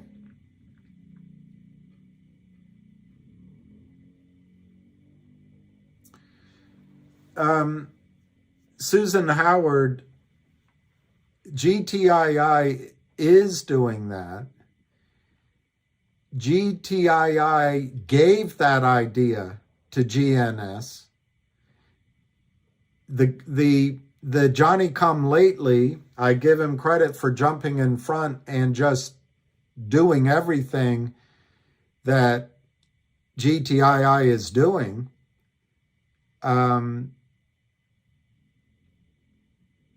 And as he put out in a video, it's his $1 trillion fight, my $1 trillion fight, and he's been doing it for all of 2 weeks. Ham has been fighting here for 23 years. I don't know if he's in a $1 trillion fight, but it's hundreds of billions. And these are the strategies that Ham developed years ago, paid for, hired the attorneys to go through all the loops to create.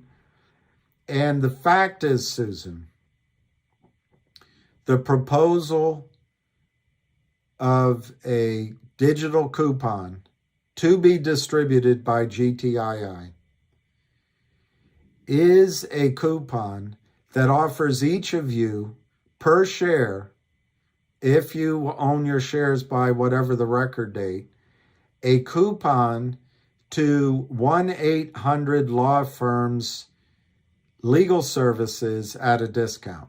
The idea is to make it $1,000 a share, $500 a share coupon, digital, listed on Upstream. In the body of the coupon agreement would be something like limited to, I don't know, 10,000 per lawsuit, or limited to, $5,000 per month, something like that. But in other words, the law firm won't go these coupons for you, but the brokerage firms will not be able to stuff your accounts with counterfeit coupons. I don't think there's any way that GNS has in place already the upstream approval. I may be wrong. They would have had to get it done at lickety-split speed. So my guess is, if there's a record date right now for GNS coupons, those coupons can be stuffed into people's accounts as IOUs for the time being. I'm not saying it's not a good idea. I'm not saying it's not something to do. But this is hard work. This takes time. It takes approvals. It takes doing everything properly. And Susan, the 1-800 law firm deal took forever because there was a bunch of lawyers involved themselves. And then it was finally announced as a signed, sealed, agreed deal, except for the last final thing was a home inspection. The last final thing was a termite inspection. The last final thing is an audit by Wildfire Media by a third-party auditing firm. That auditing firm has notified the companies that they expect it to be done by the end of the year. Had that happened, we'd already have that coupon distributed, in my judgment. Well, the end of the year came. The auditing firm notified Gtiil in the first week of January, and Gtiil announced it, that the audit would be completed by the end of January. The end of January happened, I think, on Tuesday, this week. So the facts are, the merger with the acquisition of 1-800 Law Firm is not effective yet. It's agreed, but to make it effective, the audit has to be completed. Now, it might have happened yesterday, might be happening today, might happen tomorrow. Once 1-800 Law Firm is part of GTII, GTII plans, at this time, plans on issuing a coupon that is an NFT or a coin on Upstream, and they've already started the upstream process. But the upstream deal is a process. Unlike the guy that told you that GTII wasn't moving quickly enough on upstream, GTII was moving as quickly as possible, but it's an approval process. So to me, it's highly, without reading it, I haven't read it, it's highly unlikely that GNS has already gotten approval.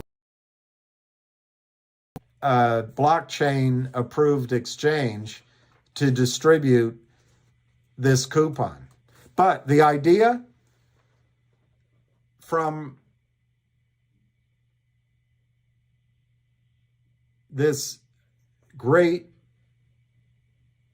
promoter, it came from Ham. The idea of everything that GNS is doing comes from Ham. And it may now be going through CRTD a little bit, and maybe through GTII a little bit. But Susan, the prime mover in GTII is Ham. So don't worry that any of the copycatters, all power to them, things they're doing, they're just jumping out ahead because they want your money. They want to make it happen.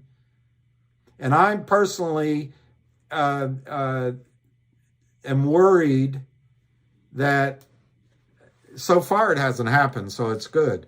I hope it's all on the same team. But I would much rather, like you're implying, that it happened with GTII first. But GTII refuses to cut corners, to speed it up, just for the sake of expediency, because that'll come around and bite them in the ass. They want to make sure that when they deliver the coupon, they have a real law firm in their fold, that it's a real coupon. They want to make sure it is a blockchain coupon. They want to make sure that it actually has the possibility of forcing a share count by the system that therefore causes a short squeeze. So don't worry that GTI hasn't done it yet. It's GTII's idea. The man with 3 first names, I can't remember, Roger James Hamilton, is copying GTII. And I think he'd admit it. So it's not that they did it, why don't we do it? They did it. I think he's jumping running ahead of his headlights. But I hope not. I hope he's 100% successful. His energy is terrific. His contribution to the SEC meeting was terrific. And his army is terrific. I mean, it's great that he's joined the fight. But I hope he hasn't run too fast. I hope not. But in the case of GTII, who also has lawyers, they're going to make sure that 1-800 Law Firm is a part of GTII first before they issue a coupon to law services from 1-800 Law Firm. Then they're going to make sure that the upstream process is fully inked and approved before that coupon is. And in that fashion, they expect that this will get around FINRA and SEC approval. You have to remember, Susan, that GTII tried almost 2 years ago to distribute a Picasso to its shareholders, only to have FINRA nix it. They tried to distribute a second painting, or at least acquired a second painting, I don't know if they gave up or it was rejected. They tried to distribute a, but my brains, there was another special dividend they tried to do in the summer, and we got I wasn't part of the process. They got it to the requiring approval by either SEC or FINRA, and I think I remember what it was. It was a coin. They had purchased something like 30 million not Doge coins, Shiba Inu coins. They were going to distribute 4 Shiba Inu coins per share. The idea wasn't that it was a lot of money. The idea was it was going to be a coin that your brokerage firms couldn't stuff fake coins into your account. It was on the bank and cause a short squeeze. Well, everything was done, and they announced, and FINRA blocked it. So they went back to the drawing board, and ultimately what was discussed last summer was the idea of distributing a coupon as a digital coupon through Upstream. Well, the long before announced acquisition of 1-800 law firm drug on and on and on and on. It dragged on and on and on and on because lawyers. It finally got announced, but then it required an auditor, and now it's dragged on because of auditors. But this idea of distributing a coupon has been in the works for a while. The two parameters that are, or the two check boxes that are awaiting are the actual acquisition of the law firm, and then the upstream process. Both are as far down the road as they can possibly be. Gtiil is working on both with every effort they can do, and the idea of a special dividend as a coupon is Ham's, is Gtiil's, and just because the man with 3 first names jumped out in front should not be misread as Gtiil being a slowpoke and not being willing to do it. In fact, au contraire, Gtiil fully intends to issue a digital coupon. And I think you might be surprised how soon that'll happen.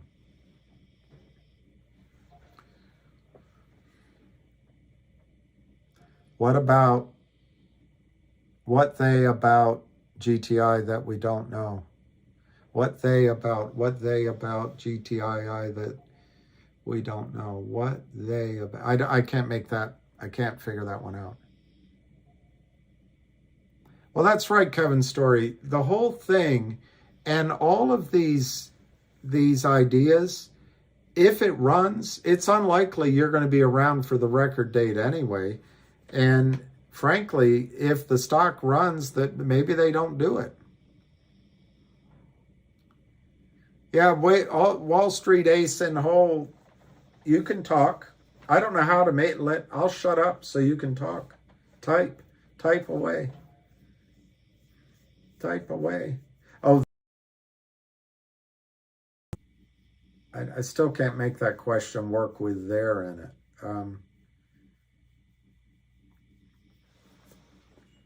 You're welcome, John. I don't know. Talking to myself, I sometimes wonder if I'm just rambling, and if there's any frustrations I show, it's just because I'm an imperfect human being.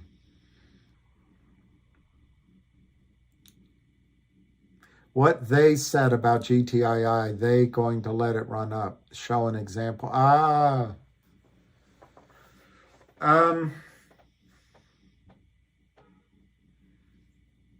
don't think that's, I disagree with your assumption there, or your predicate. I don't think it has anything to do with allowing. I think this stock is going to go up because either the regulatory agents are going to grow a pair, or one of the big banks is going to tell Alpine it's over. You got to buy in. So I think, oh, Ace, you're too kind. Ace, I'm getting a new computer, but it's not right now because I'm studying it. But maybe next week, whatever. But then I'll have software, and maybe you could come on and lead a thing, and there's like 2 or 3 faces, and I don't have to talk so much. Hey, Joseph Leo, how do you think the MMTLP shorts will cover? I think they're going to cover some of the shorts, at least some portion of the 40 million shares available through Roth securities. I think no one knows for sure, but I think there's at least a 30% chance that the other broker-dealers that don't want to go on along with the criminals are going to ask FINRA to open up trading again for a short period of time. So you may see a limited hangout type trading in NextBridge, and I think it would be closing transactions only, so it wouldn't have the ferocity of what would have happened on the Friday and the Monday of the 9th and the 12th, because there'd be no buying and selling day trading.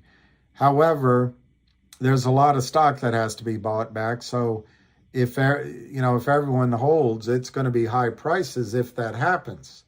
I also think if they do limited trading, they will make it part of the trade transaction that anyone who sells their shares on those limited days in this limited situation forfeits their right to a class action lawsuit. Otherwise, I don't think they'll open the markets again, because there's too many lawyers involved, and lawyers want releases. They want releases from harm when there's a settlement. The biggest part of a settlement before it goes to trial is the release. The money is the secondary. I mean, that's the battle, whether it's going to be huge or ginormous or not. But the real thing they want is the release. That's been my experience. Of course, I'm not a lawyer. I'm just, when I watch the people behaving, the behavior of lawyers and people, it seems like they're more worried about the cessation of risk and from the legal side than the actual monies involved. If I give that 30% chance and declining, to me, and I'll say it quickly, to me, the best way to settle this up would be for NextBridge to issue how many ever shares are counterfeit? 1 billion. 1 billion. Because you are entitled to share of MMTLP, and it's based on 165 millionth ownership of NextBridge. I believe that the price the criminals should pay NextBridge for 1 billion shares should be astronomical. I think the shares might be worth $100 right now. I think there's no way in a settlement that's the right price. I think it should be $400, $500, $600 a share. Why? I think the criminals, however you want to define the group, let's just leave it undefined, should send that money with DTC backing it up to Nextbridge for 1 billion shares, and then you get your share, but in addition, you get a massive distribution. $100 a share, $300 a share, and you get your share. I don't know what the number, but that's all negotiation. What is in it for Nextbridge? Nextbridge would become the most exciting oil and gas company in the United States. It would be fully funded. It could invest in acreage galore in the Oro Grande. It could acquire other oil and gas companies. It could drill and spend the money off the wells rather than sending it back to a hedge fund under all the restrictions hedge funds give. They could just spend their cash flow whatever way they want. And they'd be exempt from all the hedge fund ESG woke requirements, about social governance, and that you need a woman with purple hair and a man with no Johnson on your board. Whatever. I'm being ridiculous, but they could operate whatever way they want. That would be an amazing blessing to Nextbridge. And they're out of the lawsuit. I would guess they would have hundreds of billions of dollars in their war chests, maybe close to $1 trillion if it went the way I saw it. What's in it for the criminals? The criminals are the market makers, the counterfeit short sellers, the various prime brokers that facilitated it. The broker dealers are going to argue, hey, we're innocent. Our systems failed, or that person did it. But the fact is, good lawyers are going to prove, I think, that the broker dealers either knew or should have known what was going on. So I think they've got some criminal exposure as well. So you've got the broker dealers that are housing your shares, the prime brokers that facilitated the shares, the market makers who were all shady that took the trades, and the criminals that hedge funds that sold. These are the criminals. What's in it for them? Two things. No discovery, and a limit to the loss. I guess 3 things: a limit to the losses, no discovery, and they don't go to prison. That's pretty big, because these are it's like the Kramers described themselves on Twitter. We're just 2 Jewish boys trying to make a living. Well, I'll tell you one thing, Jewish boys don't like going to prison. So they don't want to go. So that's what's in it for them. What's in it for the broker dealers who house your accounts? They have happy customers. They get a release against possible criminal actions. And they don't get blamed. Equally, there's very little discovery. What's in it for FINRA and SEC? Doesn't matter. They're small players. I believe FINRA and the SEC are not going to survive the Bill Clinton sold us on the idea, and his Citigroup sidekick, Rubin, sold us on the idea that the market idea is going to go away. That idea is going away. I think the SEC is going to come under much more serious government control. And I think the solution, as it is with healthcare and everywhere, the solution is if you take a job at the SEC, that you're rewarded to stay at the SEC throughout your career till retirement. And that if you go work at Citadel, you can't go work at Citadel. Make that a policy for a generation, that there's no revolving door, and make people proud to work at the SEC instead of having gummy bears like Gary Gensler go protect Goldman Sachs. So anyway, I don't see the regulatory bodies coming out smelling good either way, and they're kind of irrelevant. The only other party in this situation you might ask about is the media. Well, they're kind of irrelevant, but if everyone settles, an added benefit is the media starts talking about Khloe Kardashian and not about Ken Griffin. So that's my solution. What's the odds of that? I would say 20% or less. The gray market is possible, like classified advertisements or selling on Craigslist amongst yourselves. I think that might happen regardless. But you're going to have to find, an honest document that everyone agrees is tradable, or you find a trading platform somewhere that will trade in MMTLP contracts. That might happen. The only other thing, and unfortunately, I think this is what's going to happen. I think it's 60% or more odds that this is going a lawsuit route, and lawyers are going to just become bloody rich on it. By the way, in my settlement situation, in my designed settlement situation, I think you give the lawyers $100 billion, massive amount of money, just to be happy.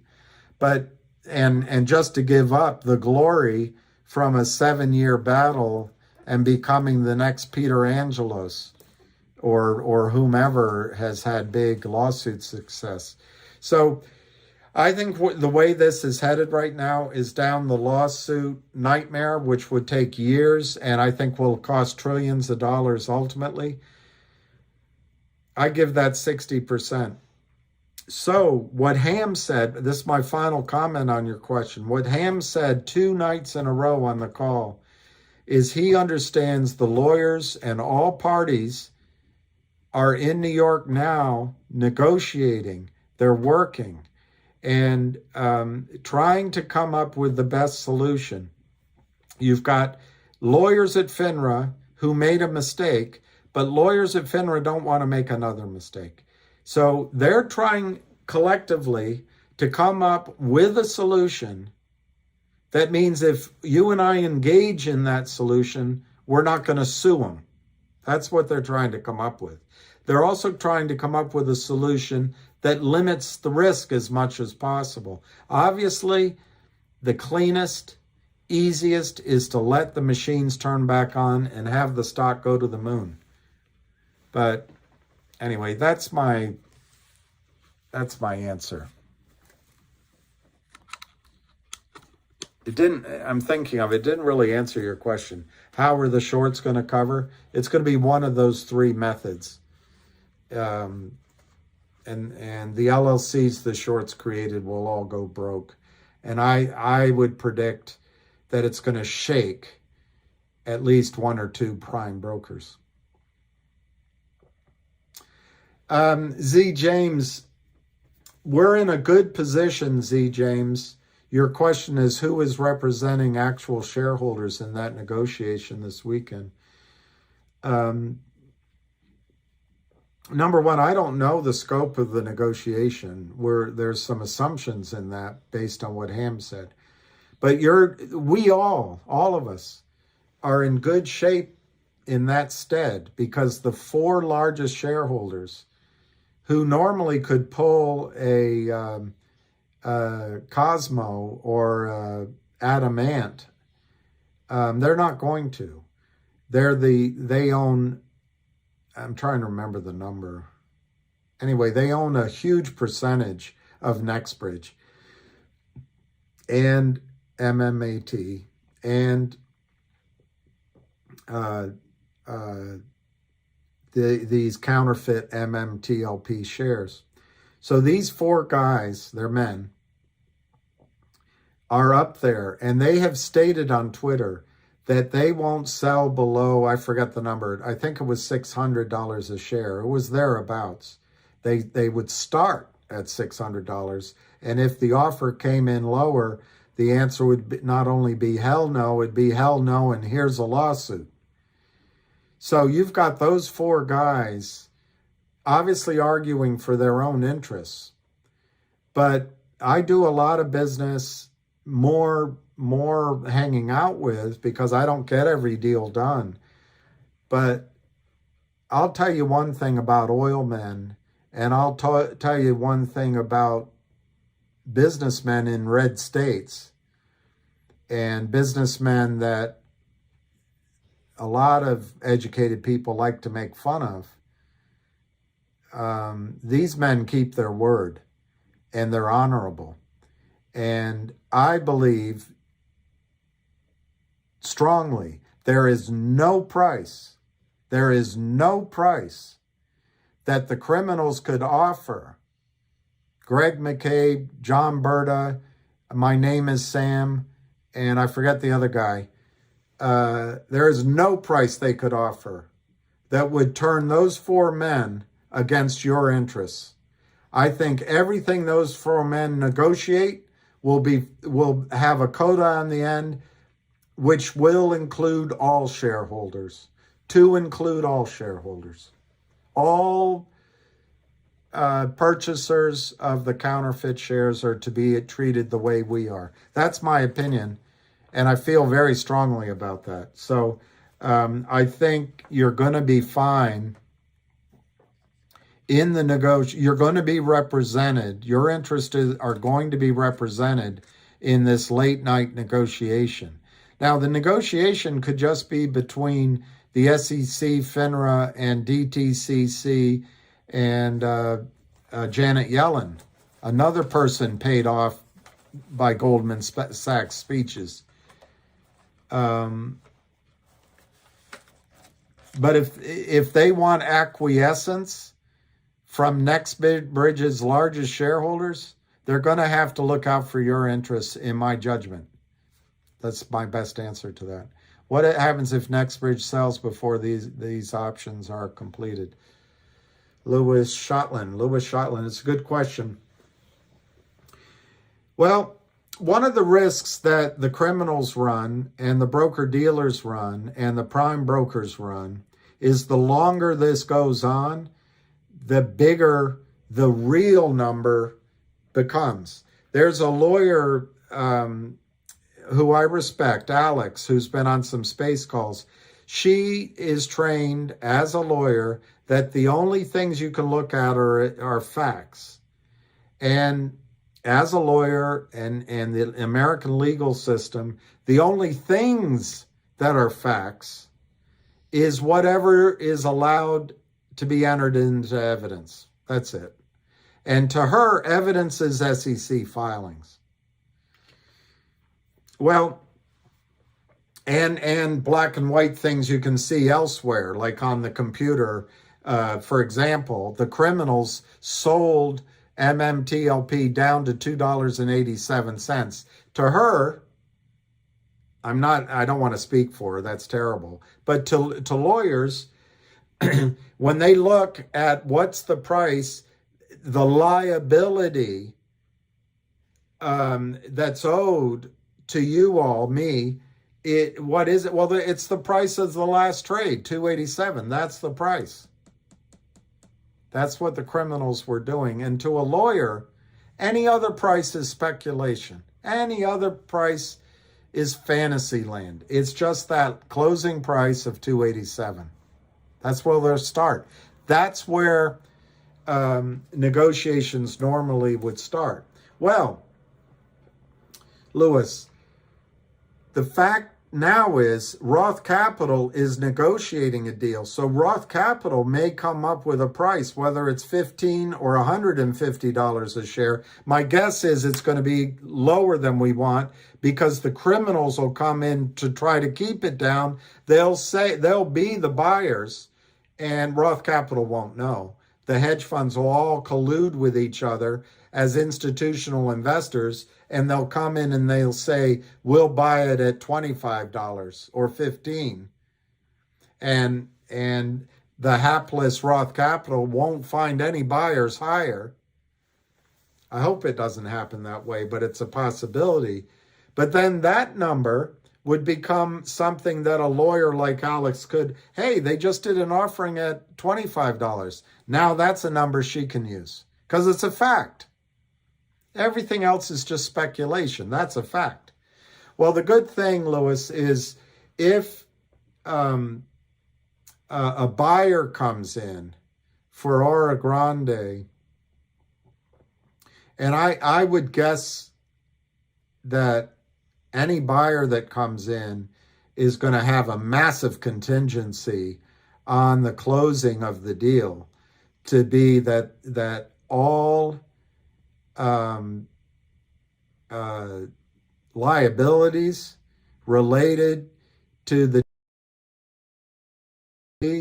and lawsuits be separated from NextBridge and themselves as they're buying it. So my guess is any agreement for an acquisition or even a sale of assets, because lawyers will put Liz Pendens on those assets soon, I would imagine.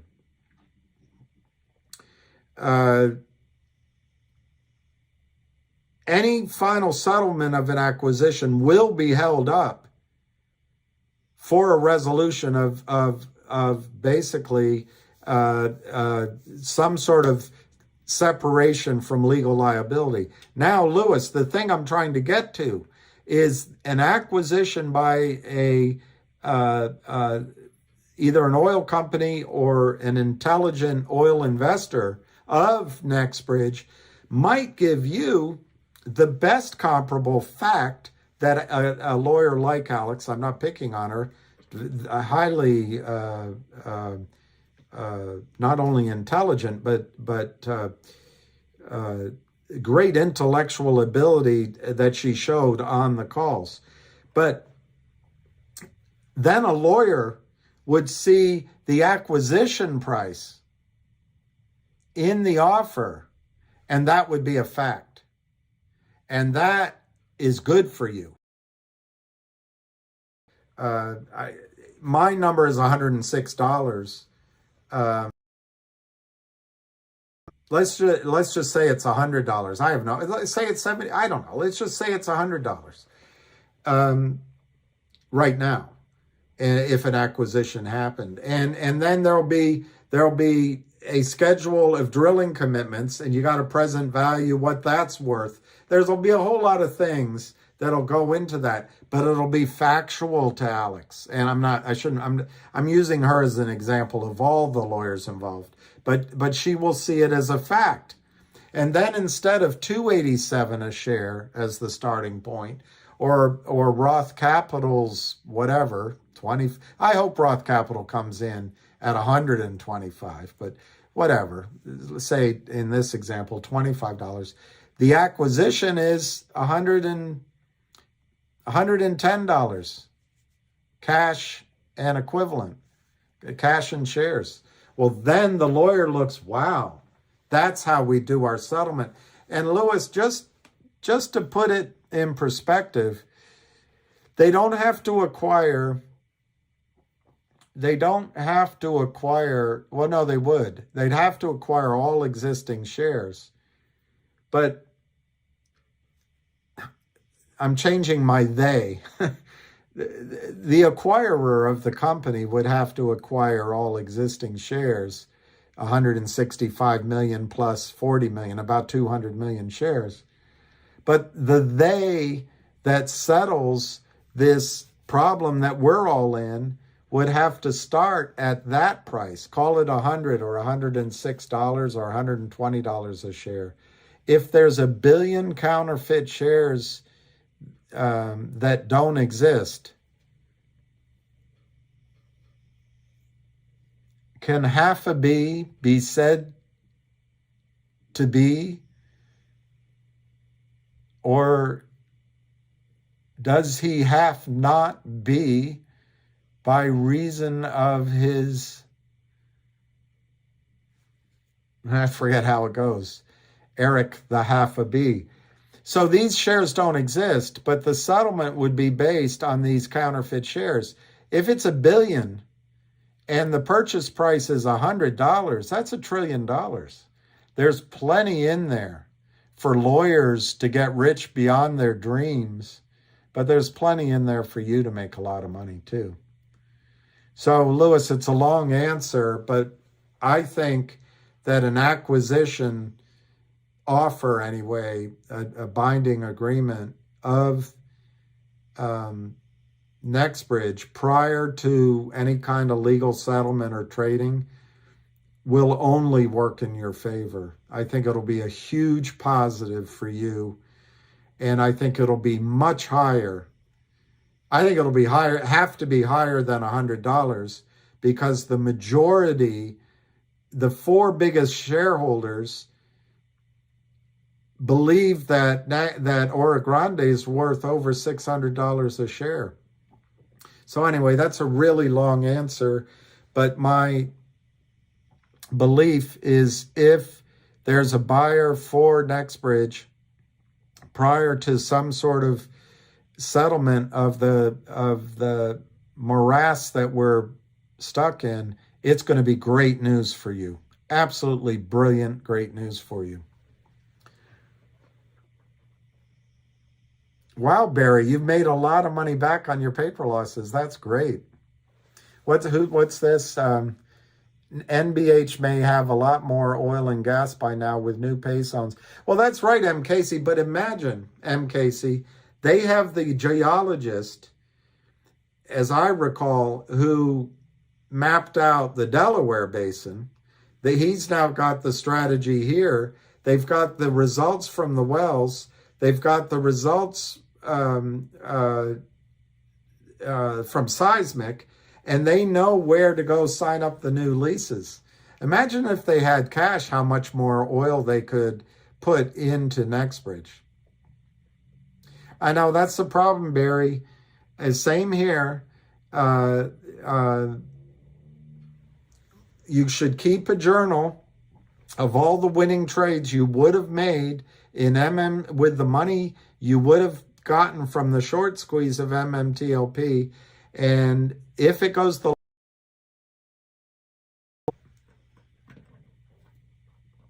any idea on details about legal proceedings against FINRA regarding Salagwarov regarding MMTLP? It's all over Twitter and everywhere. I think the person whose lawsuit, there's a guy in California, a lawyer, to my memory, his name is Richard, actually. And then there's Rosa down in Florida. I really think what I heard from both of their strategies, they both filed something. They got it. They get it. She's about the opportunity cost and the value lost by delaying trading in the stock, and all power to her. And I think Richard's, if I recall, the lawyer Richard, it was directed more at a brokerage firm than at FINRA, but I could be wrong. But his also was about the lost value of both trading and time. Oh, Richard Hoffman. Yeah, Richard Hoffman. That's it. I'll try to remember that. Locomotion. We do the locomotion. Everybody's doing the locomotion. At least you didn't have to grow up with that stupid song. And then pretend to dance to it. Yeah, 600 is completely possible. Richards against Fidelity, Hugh. Okay, yeah, that's what I thought. Okay. I thought it was a brokerage firm.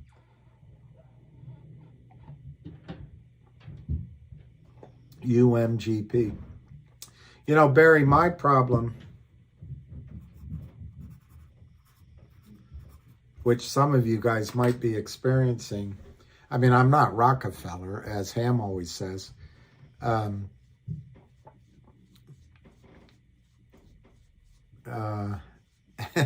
David D, that's nice. I don't know. I don't know my value, but oh, child,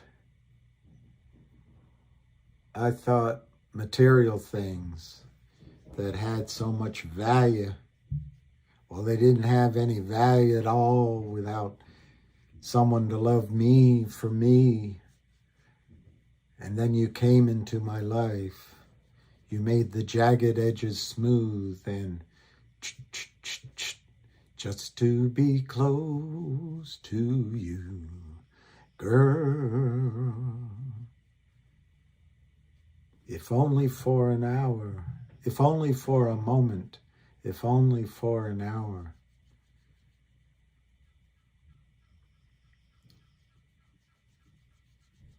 Well, the MMTLP is very frustrating. They want you to think that you're going to lose your money, so you'll settle cheaply. Ham said, I'm going to shave my head and tattoo FSEC on my neck. Well, two things. One, I would never get a tattoo. And it's not because I have a moralistic thing. I hate needles.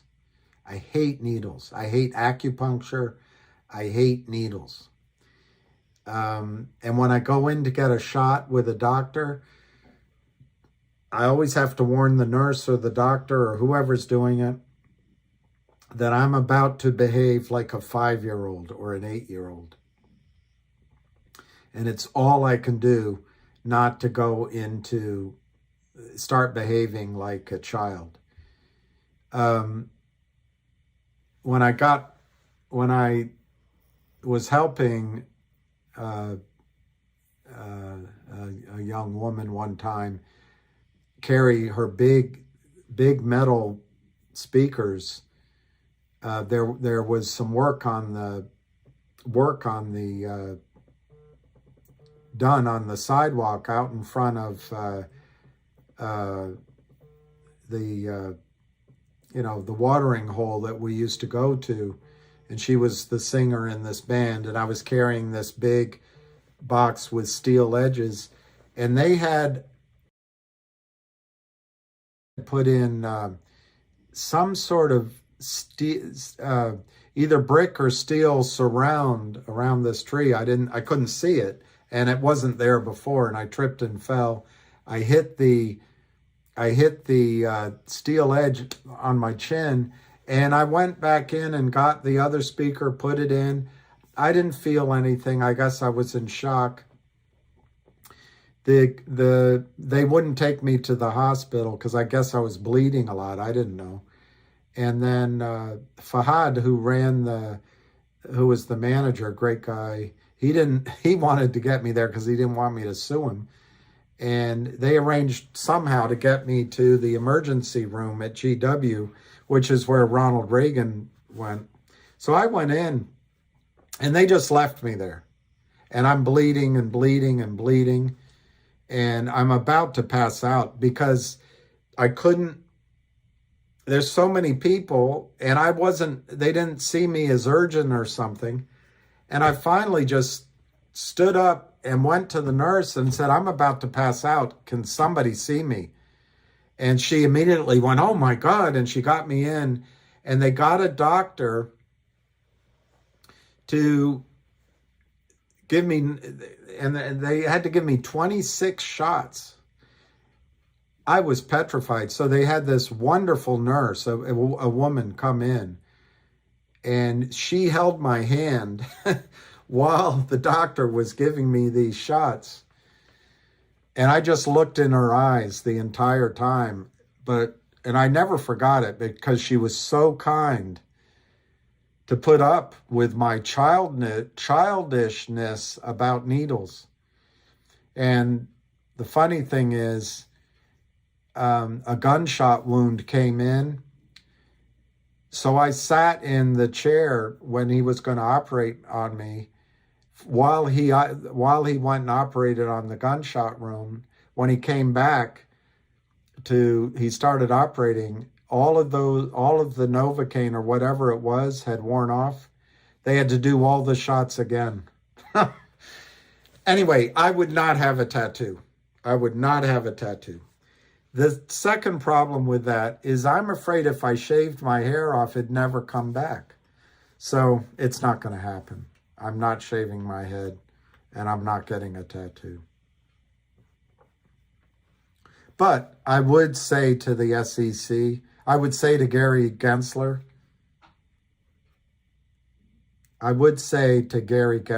Yop tu vayu mats. That's what I would say. I didn't get rabies. You made 5,000 because of your tattoos. I'm not judging tattoos. I'm just saying I'm a PUSSY when it comes to needles.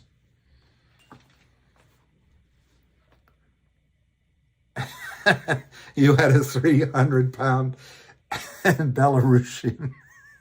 Belarusian girl as your nurse.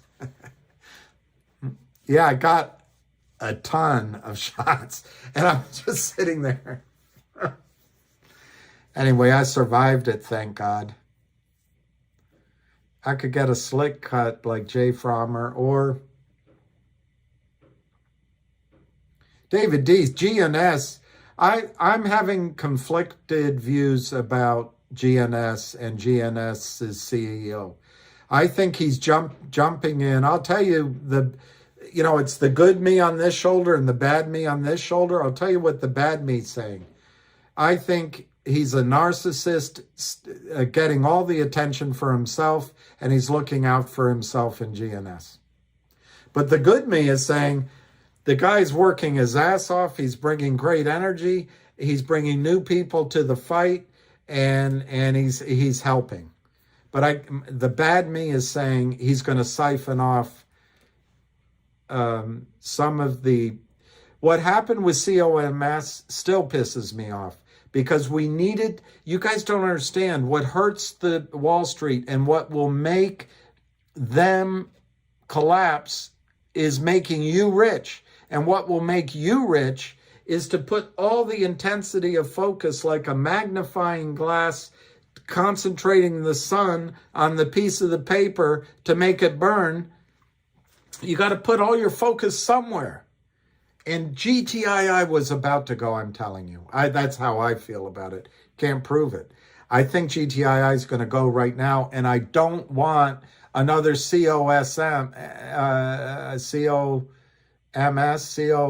Cosmos. So the bad me is worried that GNS is going to siphon money away from GTII. The good me really appreciates everything that David James Hamilton is doing to join the fight, bring attention, and cause change on Wall Street. But remember, for all of you that are part of this community, and you need some more people than me talking, of course, my whole goal is to make you financially independent. I don't want to be Don Quixote changing the system. Pat Burns did it. Ham did it. I met George Donahue. I just thought he was a great guy. Bless his heart, he's doing it. Apple missed its earnings.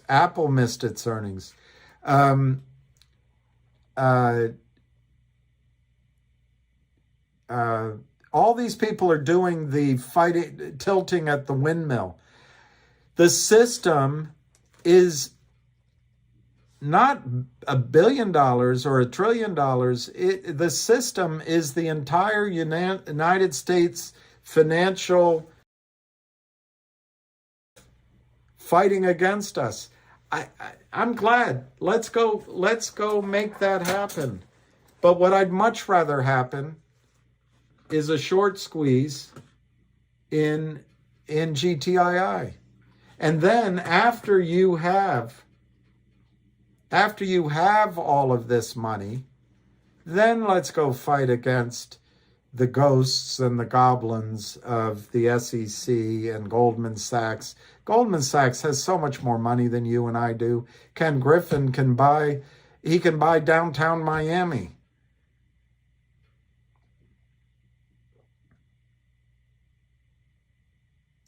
Tommy Moy, the whole idea of digital dividends with Upstream and causing a squeeze is, yes, you will have to do something. What will happen is, I'm just going to make an ass out of you and Umption. I'm going to say there's 50 million shares. I think that's high, but I'm going to say there's 50 million shares in the float of GTII. I think it's probably closer to 35 million. There's a big number out there, but there's restricted and they're not trading, and that part will resolve itself. But in a distribution of the idea is Upstream is a blockchain backbone exchange, and you can just do www.upstream.io or it might be .com, but anyway, it's Upstream. You can see it. They trade sports memorabilia, they trade coins, they're getting into listing of over-the-counter stocks. The whole idea is to use blockchain. Okay, that's Upstream.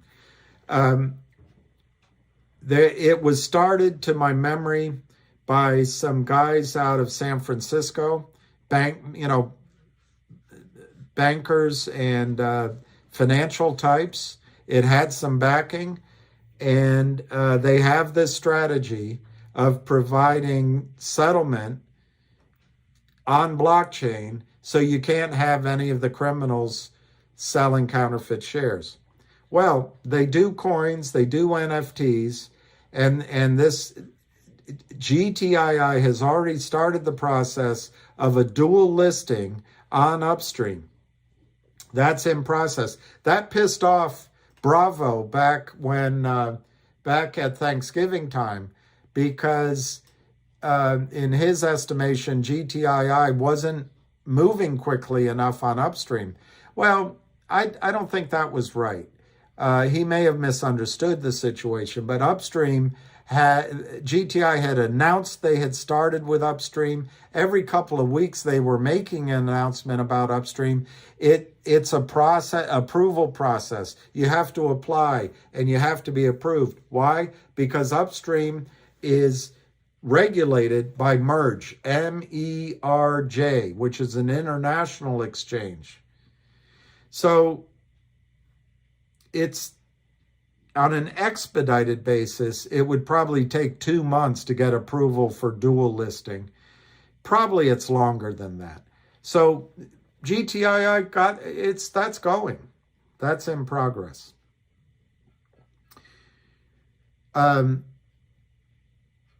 Ancillary to that, or parallel to that, GTII has applied for the process to do a coin. Now, we've already tried, we have all tried this NFT and coin process before, but they are now applying to distribute a coupon, like $500 coupon per share from 1-800 law firm as a digital coin or an NFT whatever. I'm not, I'm not a geek. That's predicated on actually owning 1-800 law firm, but that'll come soon, I think. Well, then why use upstream? Why use upstream instead of services? Because GTI tried it, and it was called Beyond Blockchain. Beyond Blockchain. They tried to distribute Shiba Inu coins, and then they tried to create a coin on Beyond Blockchain. It got ixnayed by FINRA and the SEC. The idea of upstream is it goes around the United States securities system. Do you hear that? How horrible that is? For a company to get the rules on the books enforced, it has to go outside of the entire United States security system and the United States regulatory system and be listed on Upstream and Merge, MERJ. Do you hear how bad that is? This is what Gary Gensler allows. But anyway, that's the idea, is it will not be blocked. It cannot be blocked by FINRA, and it cannot be blocked by the SEC. That's the idea of going on upstream. How does it help?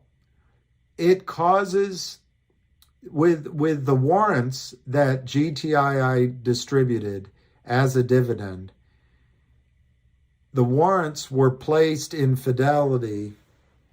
I pick on Fidelity because they were the ones in the most trouble before it was Bravo here and Gungadin there and, rah, let's go, let's leave GTI, go to Cosmo.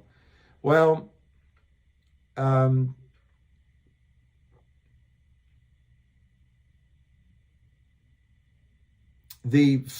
at the time, Fidelity was showing maximum signs of distress, maximum, but we let off the pressure. But in Fidelity's accounts were fake warrants. They were IOU warrants. I think it's almost fraud, securities fraud. They gave you at Fidelity fake warrants. And because the price of the stock was above 275, Fidelity was getting requests to exercise those warrants, and they were tumbling in all at once. So Fidelity was going out paying $1,000 to borrow shares to exercise warrants. But instead, Cosmo's guy was telling the truth and GTI wasn't.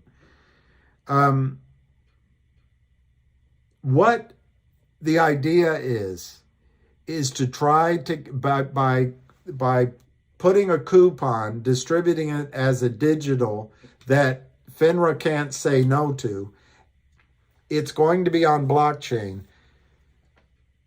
Fidelity will not be able to put into your account an IOU for the coupon from the law firm. They won't be willing to put $500 a share into your accounts. That'll be a massive financial hit. So the whole goal is to cause the system, all the broker-dealers, to demand the same 35 or 50 million shares that are in the float at the same time, all at the same time, demand 35 million shares to cover 350 million counterfeit shares that are in their system. It's called a run on the bank. It's called a stock squeeze. The whole idea is to create a squeeze. That's my answer. What? I timed out? I don't know if my system, I got to get a better system. Hey, lion thing. You're free again. Who could ask? Have you ever noticed the royalty-free music? Hey, Susan, have you ever noticed the royalty-free music really sucks? BF, I like your initials. BF. It's good initials. Initial. Line of all trains. You make my heart sing. Wild thing.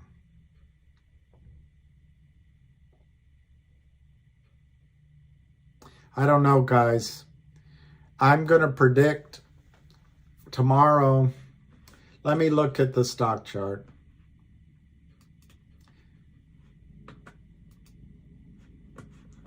Safari, as you know. Safari, as I know. I use Safari. Safari, as I know. That's right. The Chez Sistons. That's probably why it's royalty free. Because it sucks. Bye, Peter. UK time. Wow. Wow. That's what I want to look at, David Alnies. Alnies.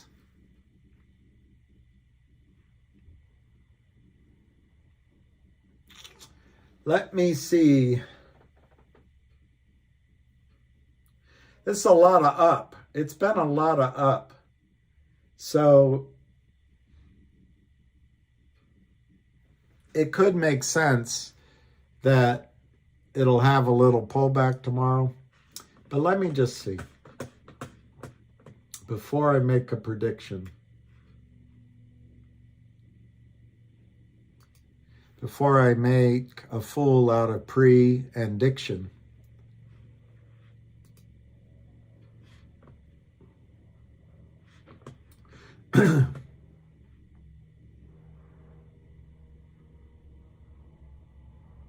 Wow. All right, so what I'm going to say, this will be my prediction. We are going to rally. We might have a slight dip, but then we're going to rally to over 3. Yes, over 3, Dave Allianz. Over 3 to 350. Then we're going to have a bit of a pause. And, you know, it might go over 350, but using rough numbers. Then we're going to have a pause for the cause, which I don't expect to be too long. And then we're going to go through 350. And that will be the powerful breakthrough resistance in the 3 to 350 range. And we will go to 5 to 550, which I don't think will show much resistance. Chez Sistons, it won't show much. It'll be, but that's what I'm going to say. I think tomorrow they'll try to pull us back, but I think we're going to go over 3. We're going to try to get to 350. There'll be either tomorrow or the next day, there'll be a pullback of some amount. Maybe it's a day or two. Maybe it won't be very long. But then we're going to blast through.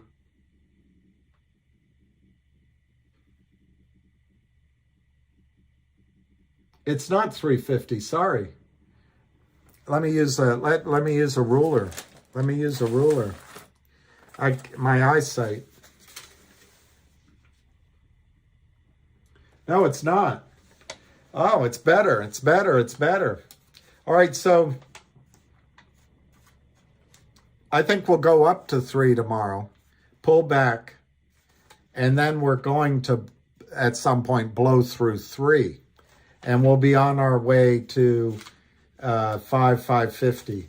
But my point is, if you go back 2 years, I think we're dealing with some kind of resistance level that is defined somewhere just above $3. So you'll get it from Avid and Ace and Arca.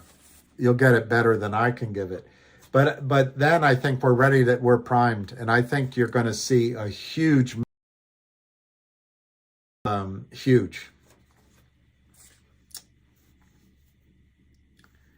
Your arm is getting. Are you getting nudged by a dog? Do I know a Lady Gaga? No. I like that ace in the hole. What do you think? If we hit 5, we're not stopping there. I agree with you. But where do you think, Ace? What are your targets? Because I agree with you. I don't see 5 as much resistance. I do think that $3, Ace, you tell me, but if you go back to April of 2021, it kind of has that, trying to get $3, then we went down. And then August of 2001, we tried again. Sort of. It didn't quite get there. And then today. So, but we haven't quite gotten to $3. So I think we're going to try tomorrow. That's 3. On my count, that's 3. Of course, there's a big one at 550 over there. Anyway, that's 3 on my count. So if we get up in the 3 range, maybe we pull back a little bit, and then we go through. It's the number 4, and I always was taught.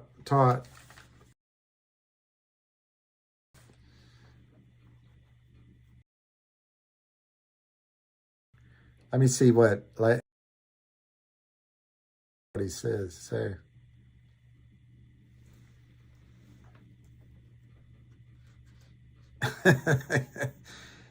Arca is better at charts than Avid. Way better for tomorrow. I think we break 3 and park it into the ace in the hole. We break 3, park it in. I really thought we were going to break 3 today, and my prediction, I was all ready to give, if the close was strong, was 350 tomorrow. And I think we can go to 350. And I like that idea, that if we go up to 350, I like how you phrase it, we'll park it in the hole around 325. I like that.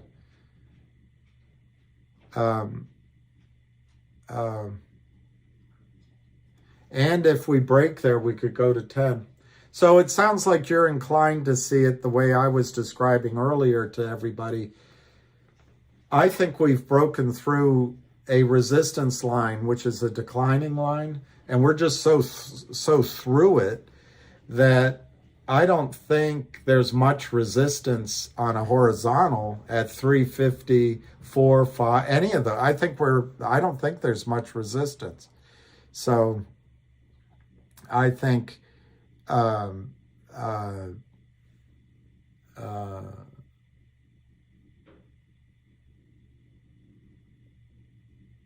yeah, I would agree with you, Avid. I think it's going to go. I'm pausing because I'm almost ready to say we're already gone as far as we need to go to have it run to 10. I actually think if it runs to 10 or 9 this time, I think we're headed to 13 or 21.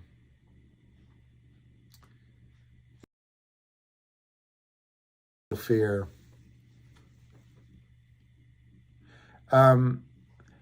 One thing I wanted to tell you guys, well,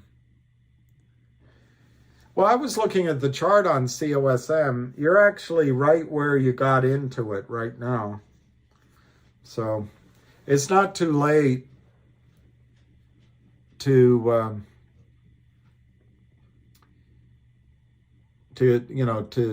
swap out. If you, I don't know, because as soon as you swap out, it'll run. But Yeah. What's your resistance, Ace? What's your resistance, Ace? Yeah, last time we went past 4 to 9. The thing, um, uh, the thing I think, Ace, is somewhere in here. See, I mix fundamentals with charts, so I'm useless. But I think we know, but it might be speculation, that there's a series, and they haven't covered. I just don't think they have staying power. So I think if we get to 3 somewhere, they're going to start covering. And so I just think it's going to take off. Oh, you're trying to talk to me and I'm ignoring you? I think, look, I think Avid does a great job, and I think his videos are terrific, and I think his charting's really good. What's good about Avid is he doesn't chase the story for clicks and for benefit. He looks at the chart, Avid does, in my judgment, and he sees what he sees, and he tells it to you. And that's not always what you want, but that's not always what you want in your heart, but that's what you want when you're trading your money. You want to know that you're getting a fair call every time, and because then you can make trading decisions. Arca is amazing, I agree, but I actually think Arca chases the story, like, maybe he's much more short. Time frame is shorter than mine is, but even with COSM, he went from bullish to negative to wishy-washy, and then negative, and now he's almost bullish. Maybe he's just trying to see too much in every chart. I don't know. Because sometimes that's the case. The chart's not telling you anything. I don't know. I think it's good to have them both doing such good work. You can't mute me. Well, CTB means nothing now. Cost to borrow. Yeah, I think that's right. I think they're not borrowing. I think they're hiding tickets and moving trades into accounts that don't have a margin call.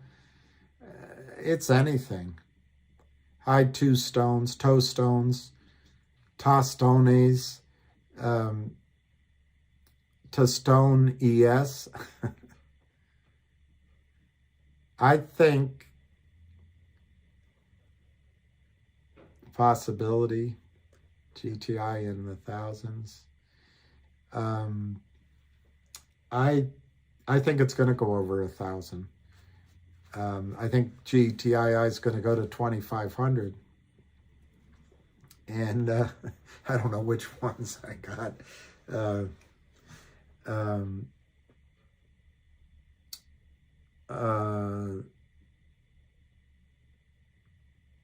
I don't know what the odds are over 1,000. I would give it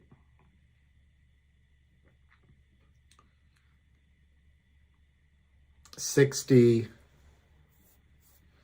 to 85% odds that it goes over 1,000 in a spike. Everyone make me go video. I got to do shorter videos. And Lion, I'm going to get, this is going to be new soon. And then I'm going to learn how to edit it. And maybe what I'll do is take these presentations and focus for like 15 minutes. And then come in, answer some questions, and then put up a shorter video. But I don't know how to do that. I don't know how to edit anything. So I'm always what you see is what you get with my postings, which makes them long. What happened the last when they're creating shares that don't exist? There's no exactly. Very smart, the chez Sistance. Um, um, I missed something here, but the point was, I think, the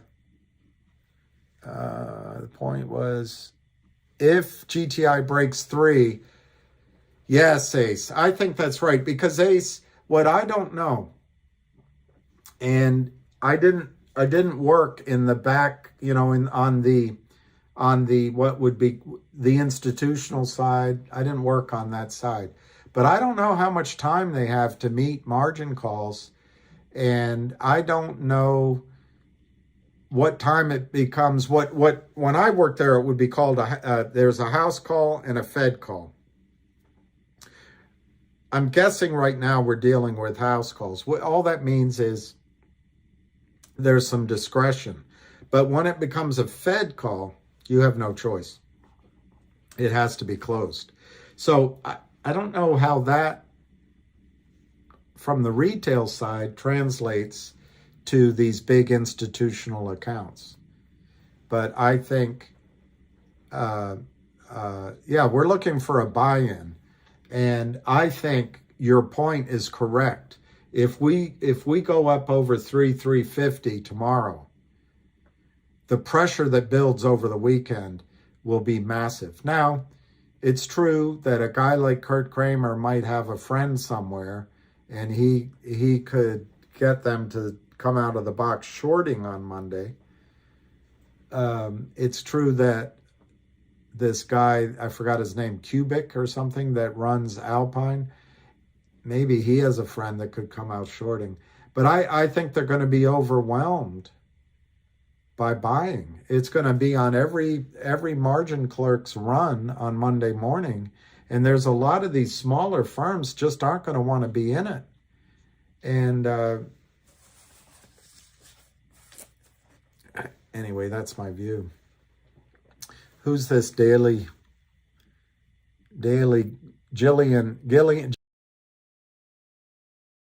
Thank you. It's a nice name. I don't know if it's Irish, but 65, 80%. Are you writing it down for Michael Burris? Are you writing it down for a lawsuit? 65. I said 6. I don't know what I said. I thought I said 6. I thought I said 60 to, either way, I think I said 60%, 60 to 85% chance of GTII going over 1,000. That's my opinion, and it's in a squeeze. It's in a squeeze. So you need a squeeze to happen for that to happen.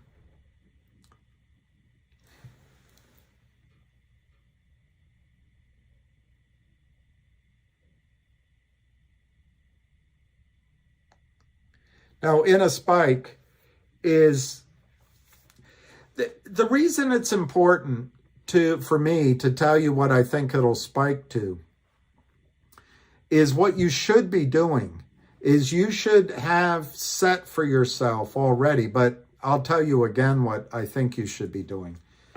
How many ever shares you have. You should write down what you think your goals are or what your wishes are, what you want to accomplish with this trade. And then I think you should use money management on the way up so that you, in some money off the table early or early-ish, so that you don't turn this into a losing trade.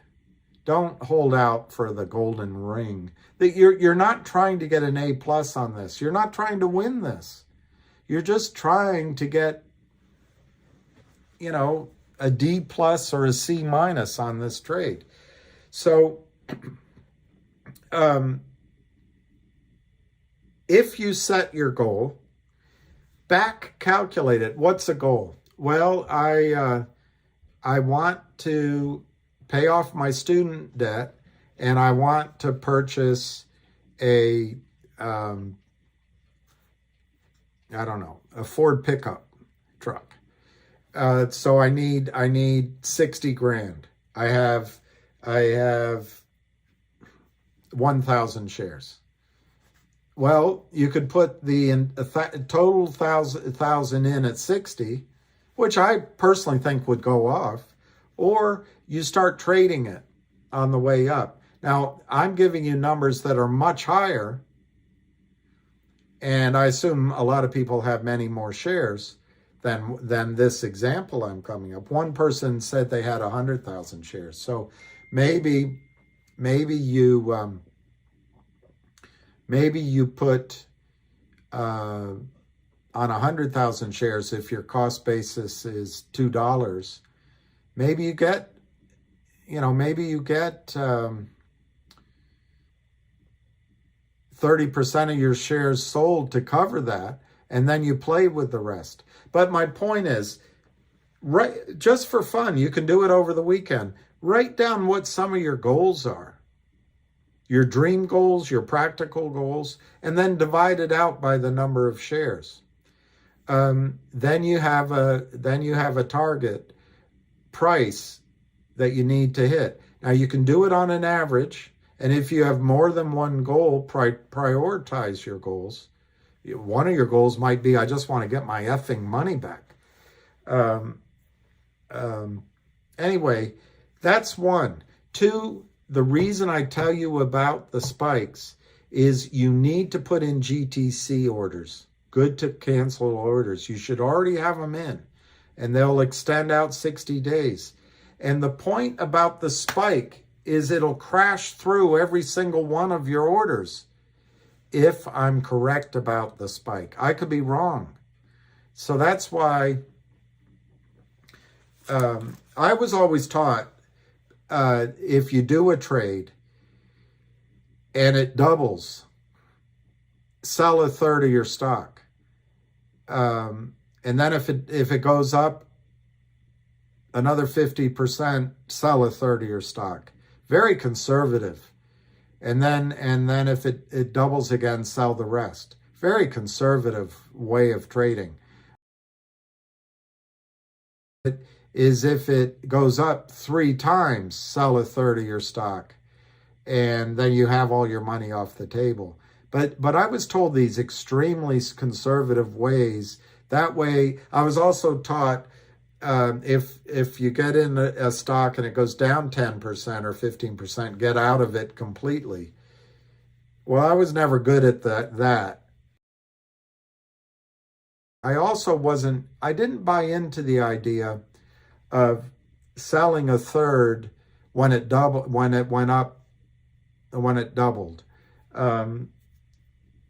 But I learned that it was a good strategy. And so I try to do some of that now. I didn't do it in the last rally because I thought we were going, and I regret it that I didn't sell a little bit. What I have to emphasize to you, so you get the reason why I say the spikes. You're not going to have time to trade the spike. It's going to happen like a whoosh. Finally, it's going to go up like Burj Dubai's needle, or the Empire State Building's needle. It goes up, and all of a sudden it's a lot taller, but it'll come down quickly. So the spike will allow you. Like none of us, we're all guessing. It'll allow you to. And hopefully that spike finishes off your personal order book and you have a nice day. Now, the other couple of things you got to understand here, always when you're trading, leave something on the table for the next guy. Leave something for the other guy to get greedy about, and don't worry about it. Sell and don't worry about it if it keeps going up. You sold. Because if you worry about it, you'll buy back in and then you'll lose. Just if you get out too low, don't worry about it. There'll be other trades.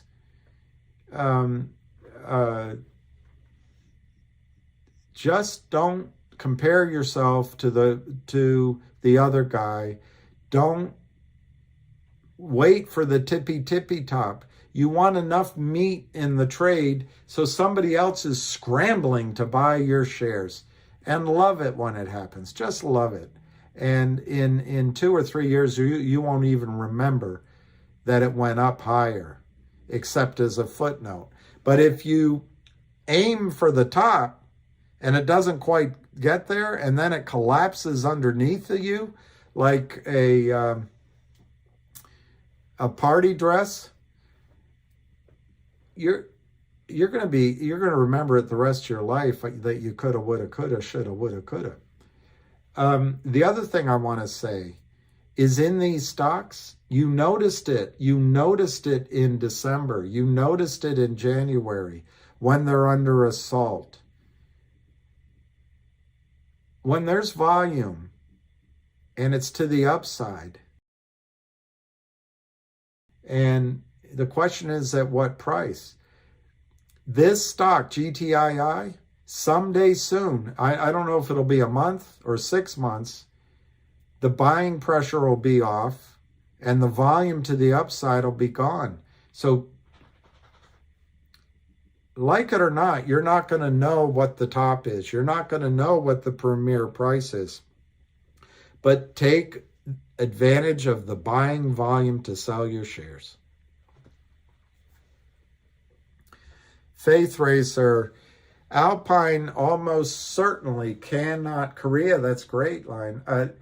They go after short sellers. Alpine can't pay by their filing unless they've hidden money offshore, but as Ham says, they're unlikely to bring it back in country. So you have to separate from your logical thinking, because I think what you're really saying is, how does Alpine buy if they don't have any money? That's, I think, what you're saying. And you got to separate that. Alpine probably is backed by a larger prime broker.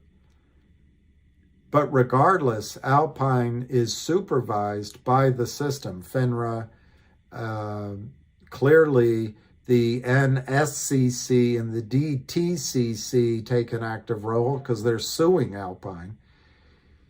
So my point is, the proper question isn't, and I don't know if that was the question you're asking, but enough people have brought it up. The proper question is not, how can Alpine buy if they don't have any money? And if they don't have any money, who is going to buy it that does have enough money? That's not the right question. At all. At all. Even a broke Alpine, even a insolvent Alpine is going to buy back all the shares.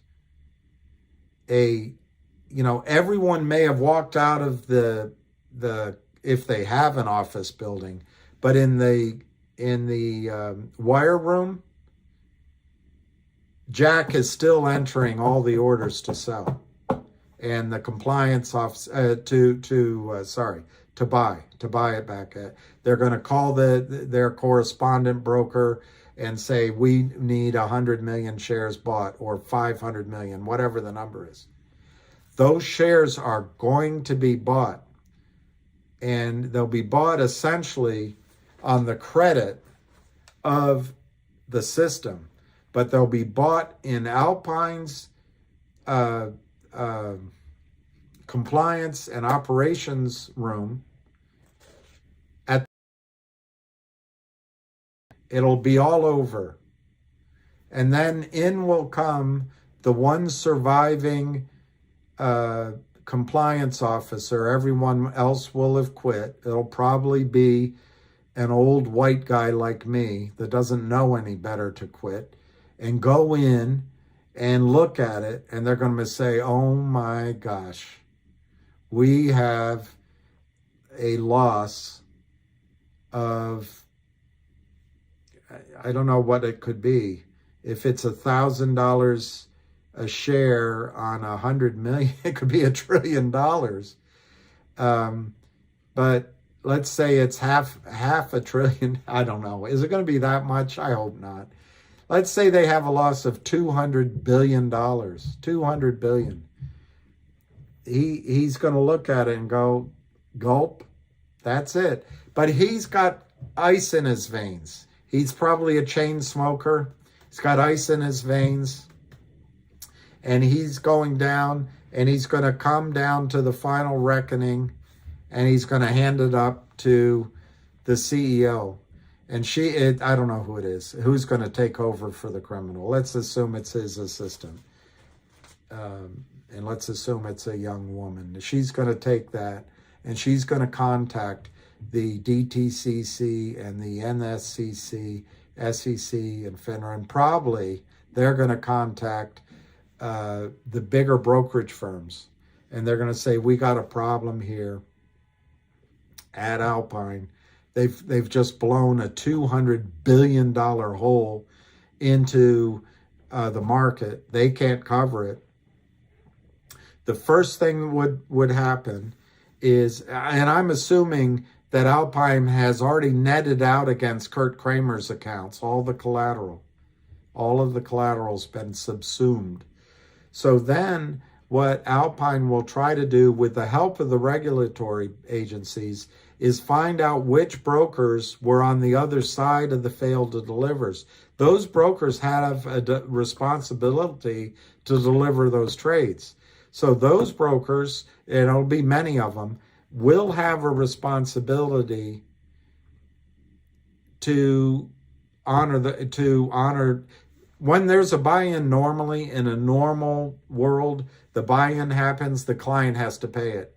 And if the client can't afford it, the other side of the fail to deliver broker has to pay it. But in this case, it's so massive, I don't know how they'll come up with the numbers, but that other side will have to put up something. Broker dealers will have to ante up. They will have to ante up. And then it goes to the DTCC, which in essence is all the broker dealers. And so all the broker dealers, they'll pass around the tin cup. They'll all have to put up. But remember, the DTCC custodials over 80 trillion in assets. So they have guys, if one of the big banks gets in trouble, they'll go to Jill Biden or Kamala Harris, and they'll send in the what's his name? I'm trying to remember. Is it Blankenfein? Anyway, they'll send in the head of Goldman Sachs to the White House, and they'll call up Chuck Schumer, and they'll call up McCarthy, and they'll get an authorization from Congress to cover the losses if, for some reason, the system can't handle it.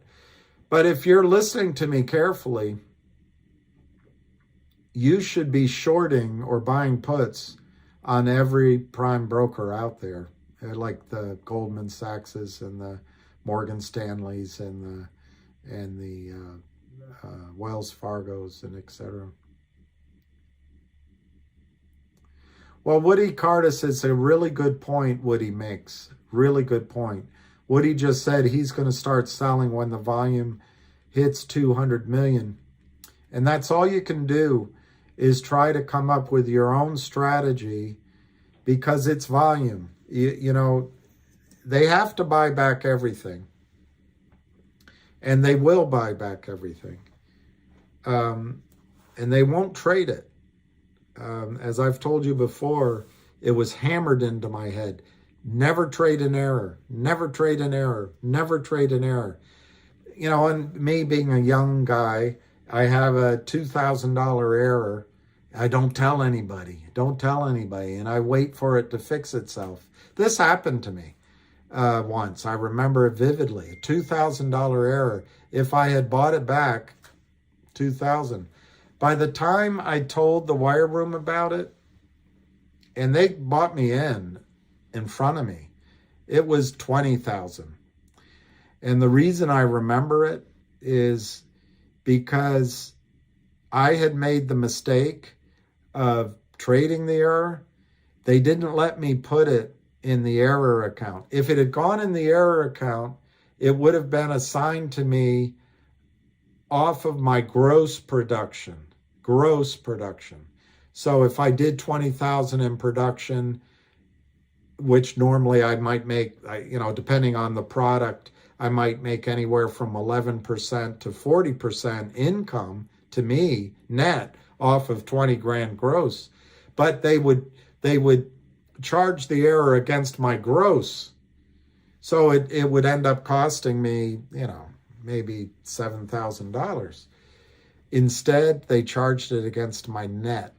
So I had to pay $20,000 net for that error because I was such a stubborn idiot that I traded the error. So I learned my lesson. Go trade them. Don't trade your errors. And that's what's going to happen with Alpine Securities and the other broker dealers that are going to buy in.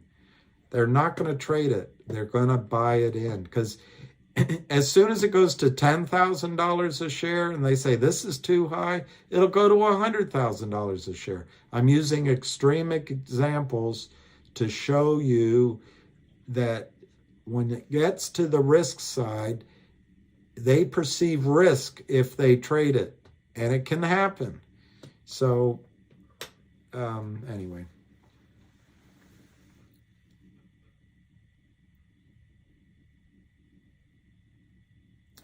DC 777, the last 747 just got delivered for passenger service. I don't think there'll be a U3.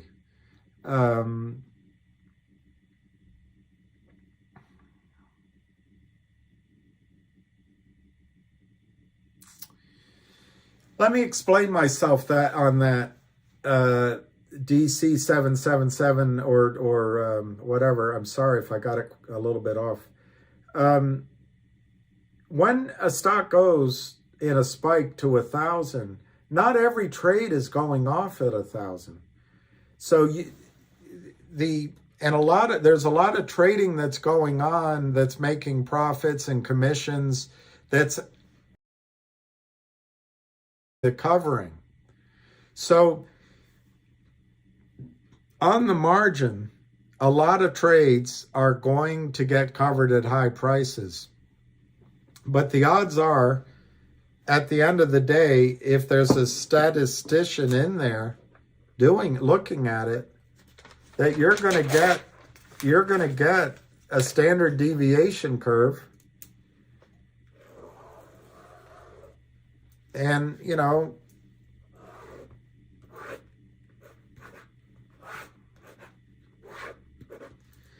80% of the trades are going to get sold at cheaper prices. It's only the final 20% that is going to go in the high prices.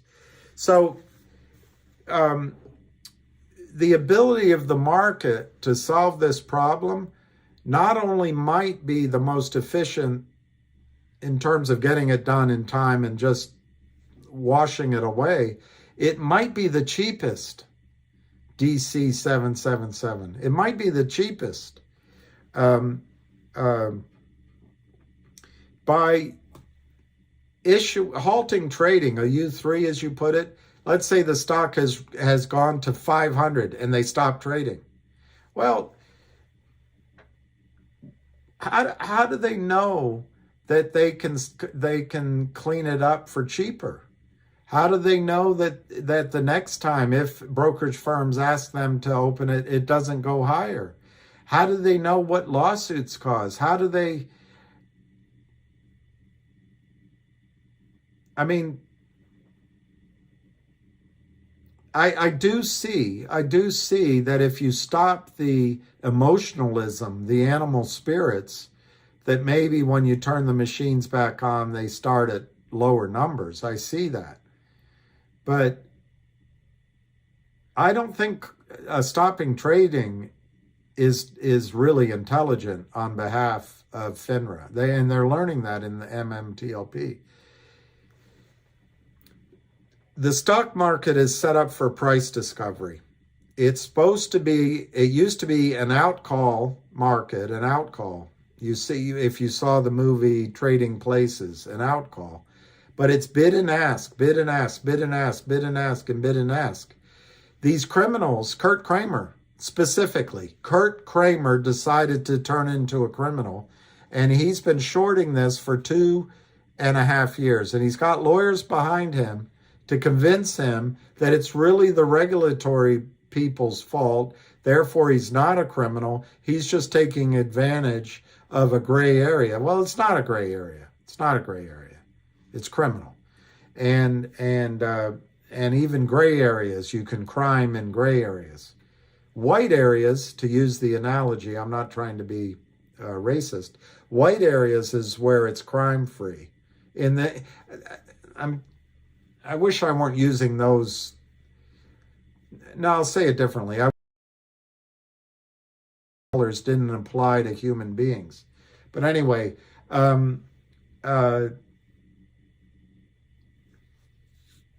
really don't think they're going to stop trading. I don't see it happening. Stony Bones, that is how I would do it, Stony.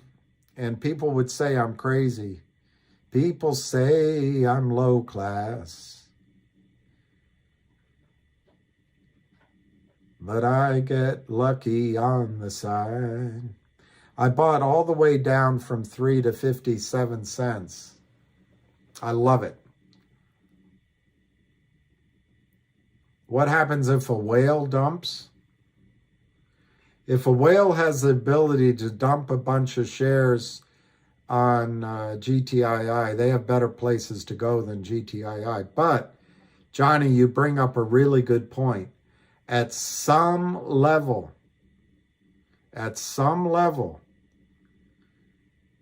the criminal counterfeiting will start again at high levels. Whether, a Citadel, let's say it goes to 2,500, Citadel will come in and sell like gangbusters. Once they get a sense that there isn't any more pressure to the upside, they have an advantage you don't have. If Gary Gensler wants to allow you to buy as many shares as you want with counterfeit dollar bills, you should be able to deploy hundreds of millions of dollars worth of counterfeit bills during the day, and then later on sell. And the counterfeit gets out of this system. But he doesn't allow you that. You'd go to prison. But what Ken Griffin can do, if it goes to $3,000 a share, he can start selling counterfeit shares. Now he'll tell you, oh, we're going to locate them. We're a market maker. There's an exemption. All he's doing is counterfeiting shares. But he's allowed to because he's a big boy, and he contributed to Hillary Clinton and Bill Clinton and to Joe Biden and to the mayor of Chicago and to the governor down in Florida. He's Al Capone. He's Al Capone. And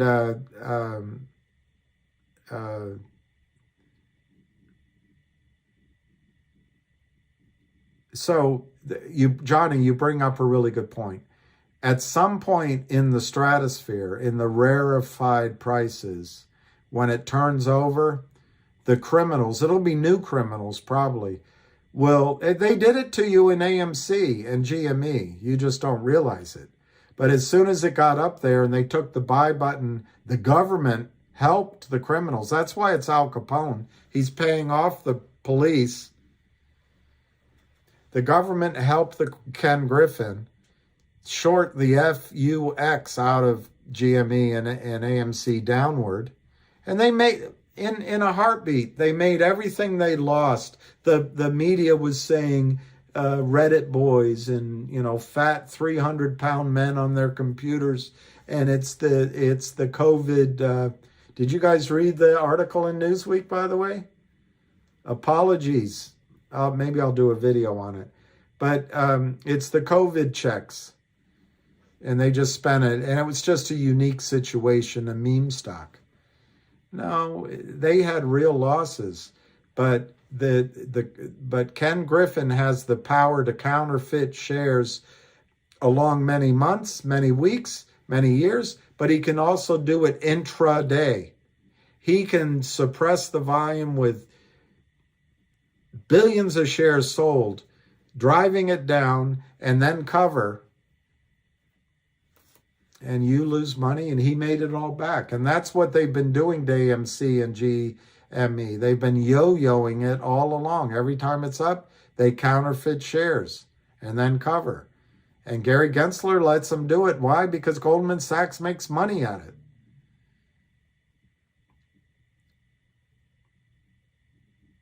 Well, Herman and Josh, I agree with you. CRTD, don't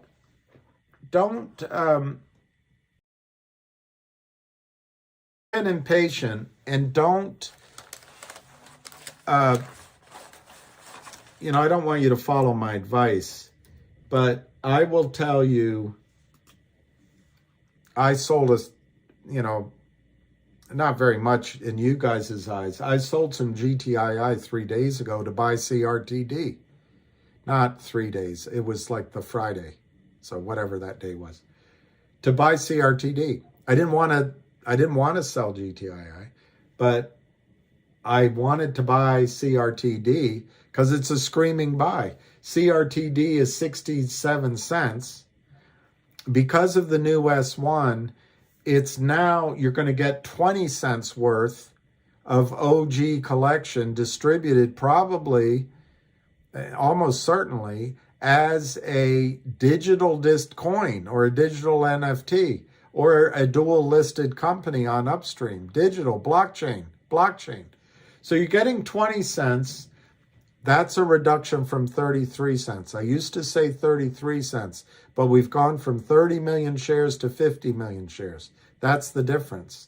10 million divided by 50 million shares is 20 cents. So 67 minus 20 brings you down to 47 cents right now is what's at risk in CRTD. So cheap because 47 cents will turn there's many a slip between lip and cup or whatever, but they have announced, the companies have announced a binding letter of intent for GTII to pay $100 million for CRTD. 100 million divided by 50 million is $2. It'll be in stock. And they have committed to Jeremy Frommer being the CEO of both. And they just extended the don't sleep with anybody else agreement for another month. So I just see the odds of the merger happening as extremely high. And I also see with CRTD the fact that he's going to distribute his OG collection via Upstream in whichever method, but it'll be blockchain. That all by itself could cause a short squeeze in CRTD prior to the merger. But Jeremy Frommer is a back office guy. He's going to make sure that when the acquisition of CRTD by GTII, it's going to require delivery of real shares. I can't describe you. He'll announce it. I don't know the methodology, but he's not going to let Wall Street stuff your account, Herman, with fake shares of GTII. He's not going to let it happen. So the distribution of the OG collection is blockchain, and it could force a short squeeze. The acquisition by GTI of CRTD will be mechanically held in such a way as to force delivery of physical shares. That should cause a short squeeze. What are you looking at? I think you're looking at 400 million shares that have to, counterfeit shares that have to fit into 50 million real shares. And the float is much less than 50 million. The float is like 10 million shares, 10 or 12 million shares. The float is very small. So, Herman, getting impatient for a squeeze is understandable, but it's like watching water boil. As soon as you walk away, it'll boil. And as soon as you sell, it's going to go up. And I regret, and that's my other lesson, hopping from one to the other. I regret it. I would be much better off now making my swap. So I didn't want to miss out on CRTD, though. I just didn't want to miss out on CRTD. One of these days, CRTD is going to open at $1.20. And you're going to go, shit, why didn't I buy more? I think that day's coming very, very soon. I'm not a chartist, but looking at the pennant I see, it's going to run out of the pennant wall very soon. And I don't think it's going down. Now, the reason I think it's taking so long, Herman, is the Lind Partners, I think, has a higher class of criminal that works in cahoots with them. And maybe it's because the Lind Partner, all of these criminals, all of these guys were taught how to do this. So I believe they were taught by Goldman Sachs, by Ken Griffin, by Steve Cohen, by people like this, because they split the profits. They create massive returns for Goldman Sachs. So this was taught to them. They didn't know how to do this before they started doing it. Well, that means that maybe there's some big backers behind the Lind Partners. And maybe they've been able to stretch out the day of reckoning a little bit further. I also think there's a target on CRTD and Jeremy Farmer's back because he's had the courage to go out in front. I know there's somebody that's a Johnny come lately, but the person with the most courage and the most steel in his spine is the Ham. And he's never quit. For 23 years, he's never quit. And GTII and the GTII army and the people close to GTII say their names. And every now and then you see one of the guys on Twitter, so I can say his, Tommy Wang. These people have had the courage to be out in front and implement what's happening at GTII and CRTD. But I think there's a target on the back right now.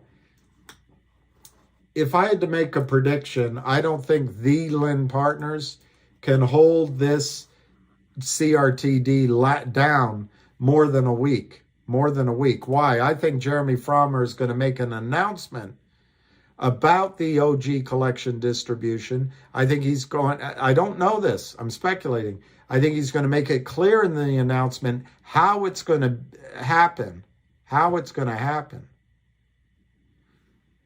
And I think he's going to announce a record date. And I think he's going to make it clear that you have to deliver physical shares. And simultaneously, I think Wes Christian is going to roil the waters with publishing the name of the Lind Partners, highlighting the stocks that he represents, which includes CRTD.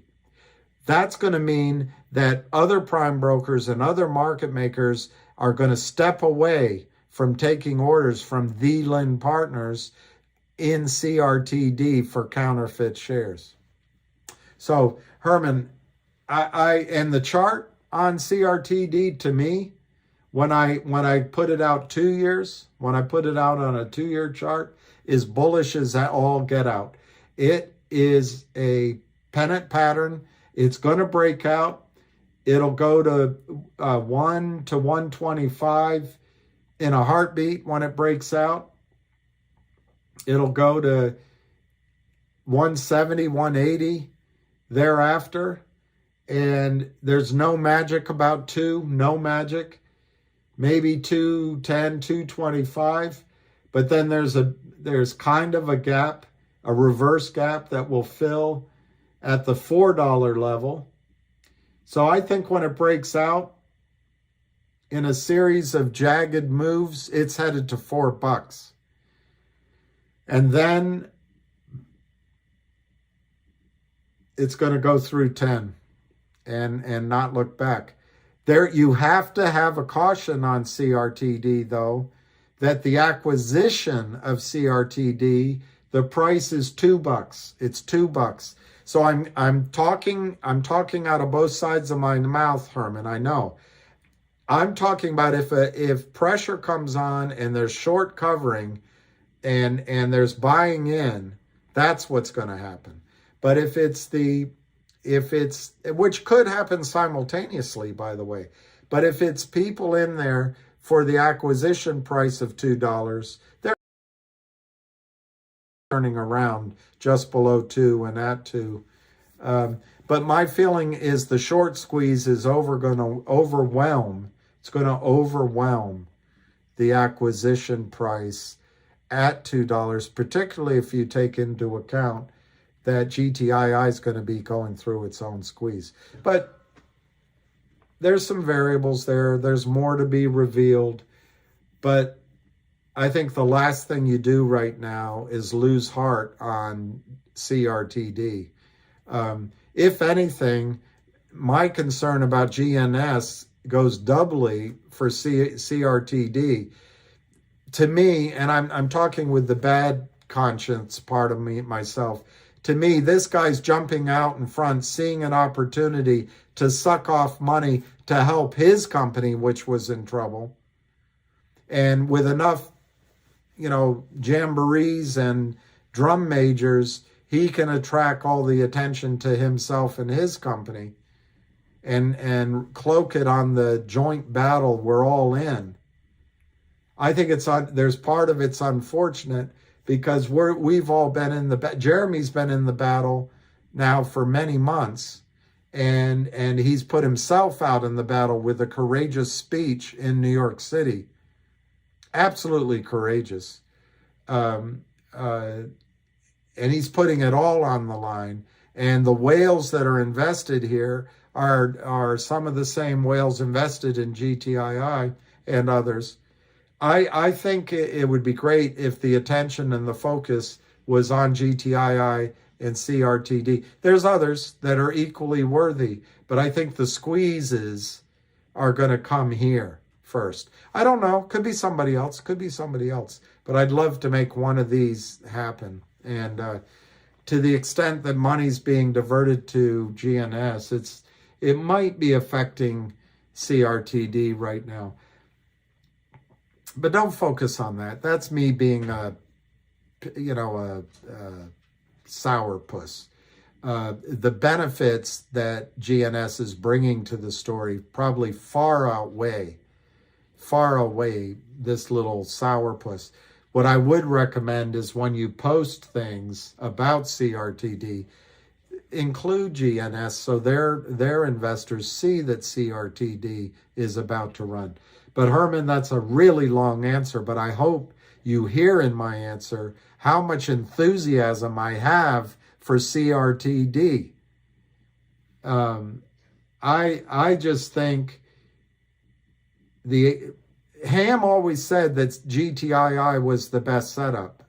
And even after the announcement of the acquisition, he said that. But and I think GTI has it's broken resistance and it's on its way. But I really don't want you to be discouraged that you're in CRTD. I know the feeling. I just told you what I did. But, you know, there is the 50-day moving averages has turned down, but that can change on the dime. I think the stock, if it gets above the 200-day moving average, if it gets up above, I don't know, 80 or 90 cents, it's on its way to 180, 170, 180, 190. And maybe there's some churning around there because of the acquisition price being $2.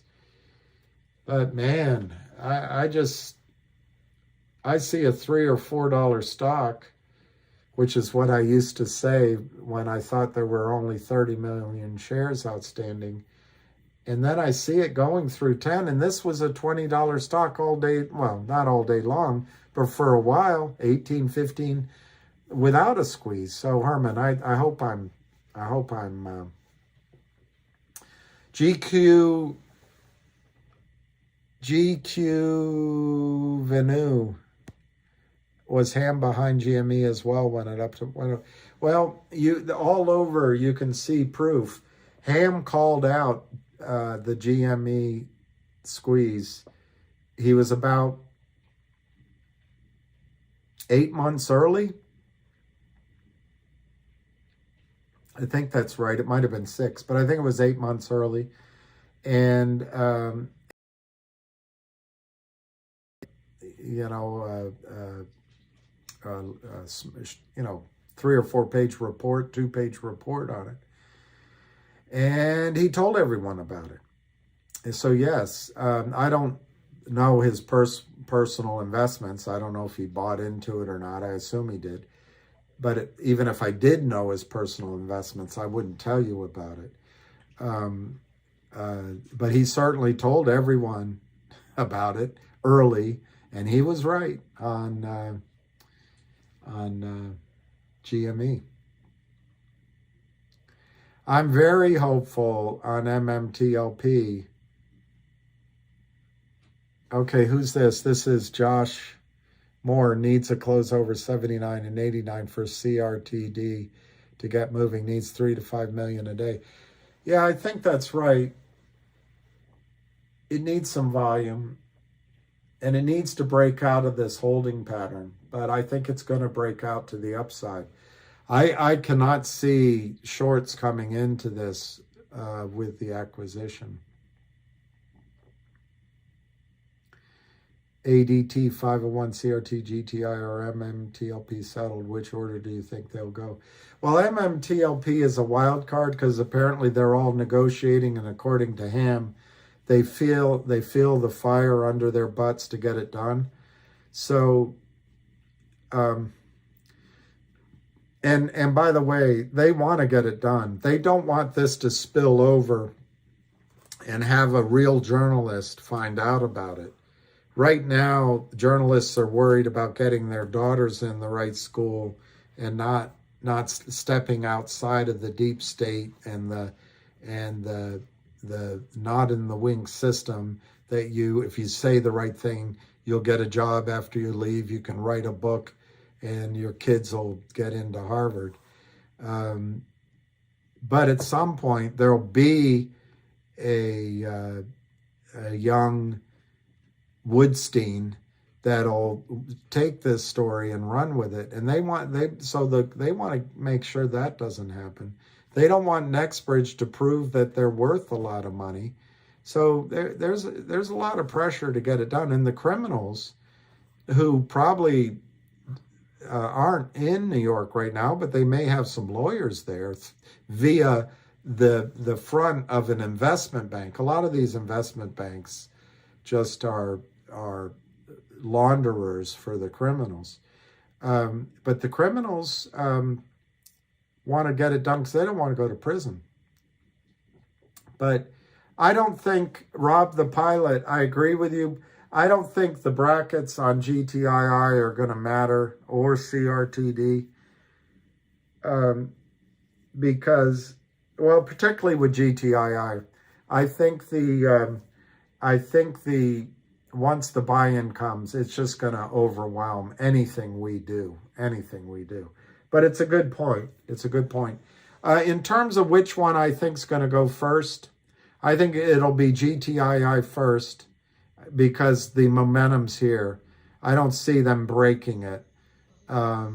There's no Pied Piper that's going to come and tell us to go to a different stock. There's no shorts, day trader shorts that are going to join in.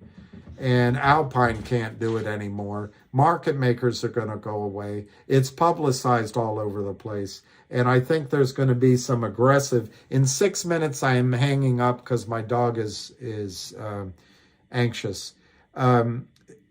There's going to be sharks that come in buying to make money to the upside. So I think GTII is going to go first. MMTLP is a wild card. I think they could come up with some long nights. They could come up with some sort of agreement. And if Gary Gensler grows some balls, he could go in and say, guys, we need an answer by Sunday night. Or we're going to close down Alpine and we're going to shut down whichever bank lent the money to Alpine, and we're going to take over a couple of broker dealers. But I don't think Gary Gensler has any balls. But it's possible. Janet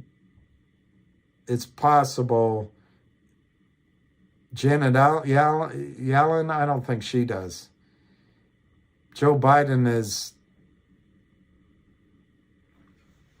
I don't know who can be that person, but it's somebody could come in and say this has to be fixed by Monday morning, or we're fixing it for you. I think those lawyers will suddenly stop trying to prove how smart they are and to each other and to their clients, and they'll come up with a solution. So MMTLP could be the solution, the second one. But I think if GTII runs, CRTD runs, and I don't think the leash is very long on CRTD. So I'm going to say, if you want me to line them up in a row, I'm going to say GTII, MMTLP, CRTD, but they're going to come in first, second, and third. I don't think GNS will run in there. COSM will come in as the 21st horse, but I think they're coming around the final turn, and I think it'll be GTII, MMTLP, and CRTD within a fortnight.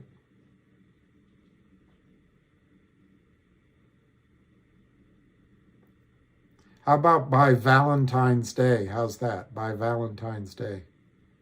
What was the title of the article? I Googled it and I couldn't find it. Let me find it. Lions of all trades.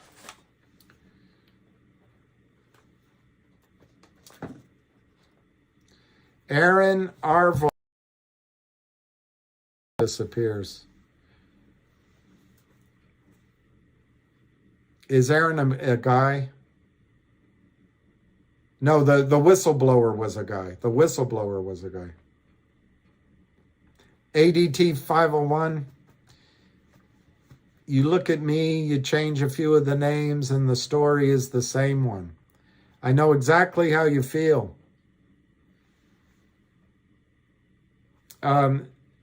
Pizza rules. Hey, I want some pizza. Gerber Gerwal, Ham said he heard was a good guy. I agree. John, that's the guy that could do it. You know, I always include Gerber Gerwal because to me, he looks like a guy that still believes in right and wrong. What the hell is a fortnight? 2 weeks. 2 weeks. Well, you know, you're saying LOL. I just watched a bunch of tennis, you know, and so they were all talking about the fortnight. It's been an interesting fortnight. Oh, don't you say it's been a good fortnight?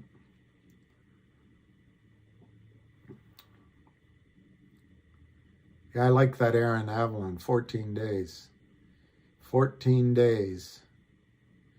So, I was answering something.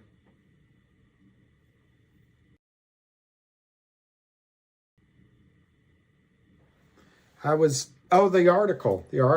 Okay. I'll get it for you.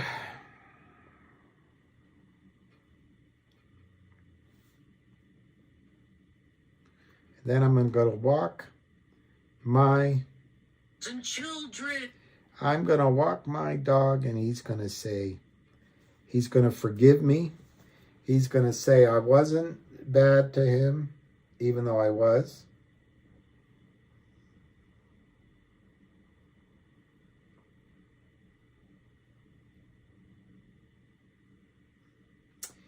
Even though I was bad to him, because I'm making him wait.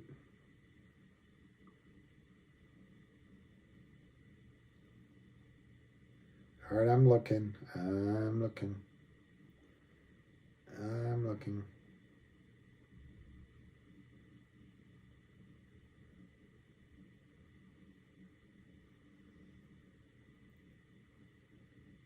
Okay, I think I've got enough to find it for you.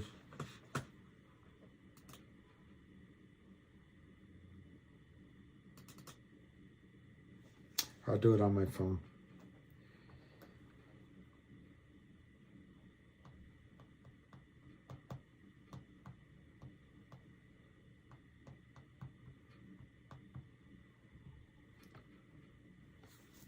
Yeah. Lion.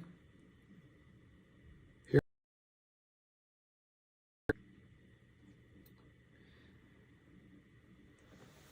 Opinion. This is Newsweek on January 30th. It's time for the scientific community to admit we were wrong about COVID and it cost lives. This is Newsweek. And for any censors there on YouTube, I'm just reading the headline. I'm having no opinion on it. Kevin Bass, MD, PhD, student, medical school. As a medical student and researcher, I staunchly supported the efforts of the public health authorities when it came to COVID-19. I believe the authorities responded to the largest public health crisis of our lives with compassion, diligence, and scientific expertise. I was with them when they called for lockdowns, blanks, and blanks. I was wrong. We in the scientific community were wrong. And it cost lives. I can see now that the scientific community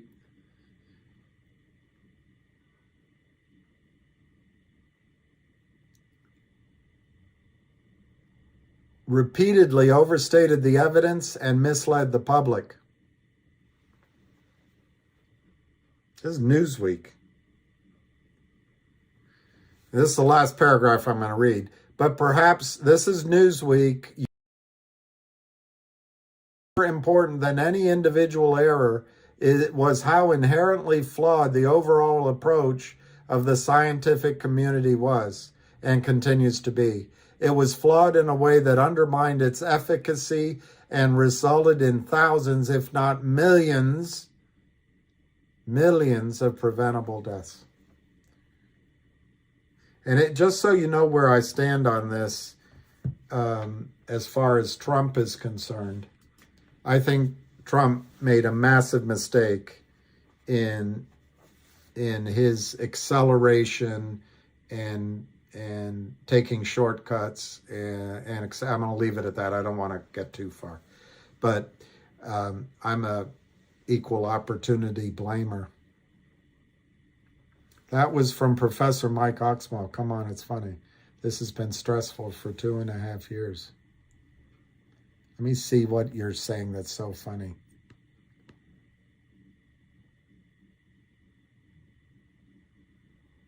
The price of eggs is going up. Has to do with eggs and their vitamins. Junk story? Maybe. I don't know. I was just surprised to see it in Newsweek, and he's a doctor. I don't know. Maybe you're right. It could be. Yeah. Now that you say it, it could be just like FOMO or FUD, and it could be FUD that they do in stocks. You're right.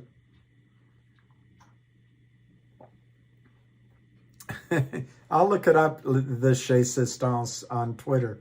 I'll look it up.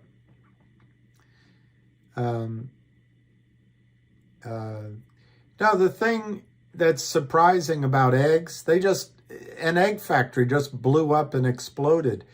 And if you look over the last few months, meat factories and poultry hatcheries and silos, and they're all going up. It's almost as if, there's soldiers behind the line attacking our sources of food before they invade. But we shouldn't think that way, should we? Because, let's just ignore what's going on. Yeah, that's it, Ryan. I think he was taken. I don't think it was. I think his. Yeah, Herman. I think. I think, Herman. What I want for all you guys, and why I admit I've shown some negativity towards COSM and even toward this new Succo-Rama, but I'm trying to be more balanced on the new one because I think he has added quite a bit as well in terms of bringing new ears and new pockets. And I did see that Frank Benedetto recommended to his legions. So, I've probably been wrong. No one can get any of this 100% right. So it's unfair. We're all human. But, Herman, my goal, I just would wish it fervently for all of you, is you get one of these hits. And then if you do, you don't think you're so tough, you don't think you're so smart, that you go gamble it all on the next one. I hope that if one of these hits, you become financially independent so you can make decisions that are intelligent, while it seems like our government and our media and other sources of power, I guess, or of authority seem to be making the wrong decisions. I just want you to have some independence. I want you to have choices. I want you to have choices.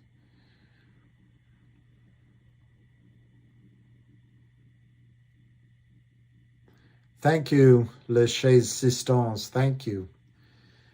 I always feel badly after I say all that. You all have to say Mike Oxsmall out loud, slow, and we'll all laugh. Mike Oxsmall.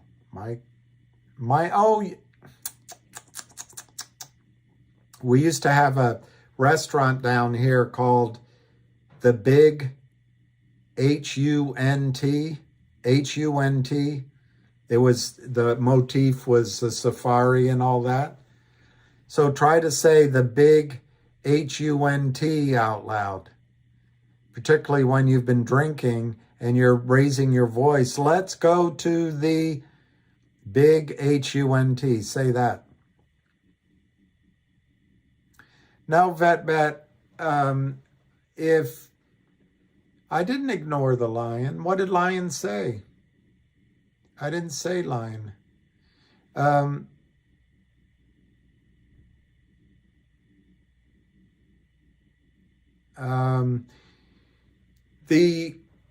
company Gtiil had plenty of opportunity to do what Cosmo did and what GME and AMC did. And maybe what the new guy is going to do. I don't know. I've never met him. But the biggest example of that, and you can find it all over Twitter, is that Charlie Mayo, who's both the henchman and probably going to be the fall guy. He runs the boiler room for Kurt and Seth Kramer. Probably when Kurt gets arrested, he'll turn not on his brother, but on Charlie Mayo. It's my guess. Charlie and almost verbatim said something like, "Hey, Reiki, it's Charlie. I've had a talk with the boys. We're ready to talk some numbers. If you'd like to talk, give me a call. Okay, thanks." He's calling to buy back, to offer to GTII the opportunity for more money to buy more shares to cover, so they could cover their position. So GTII didn't take the bite then. Then if you look at the chart, they've had 3 or 4 times they could have taken the bait. I have on extremely good authority that a lot, not one, but many of these so-called investment firms have called into GTI asking, saying, "Do you need money? We're ready to do a deal with you." And GTII is smart enough to know that these are front men for the securities fraud that Kurt Kramer and the rest of them do. And they've said no every time. No, no, no. And so I don't think there's a chance in, 1,000 that GTI will accept a deal and issue shares. Now, you got to understand that your question has all sorts of things left out. Like, would they do that if a short squeeze did not occur?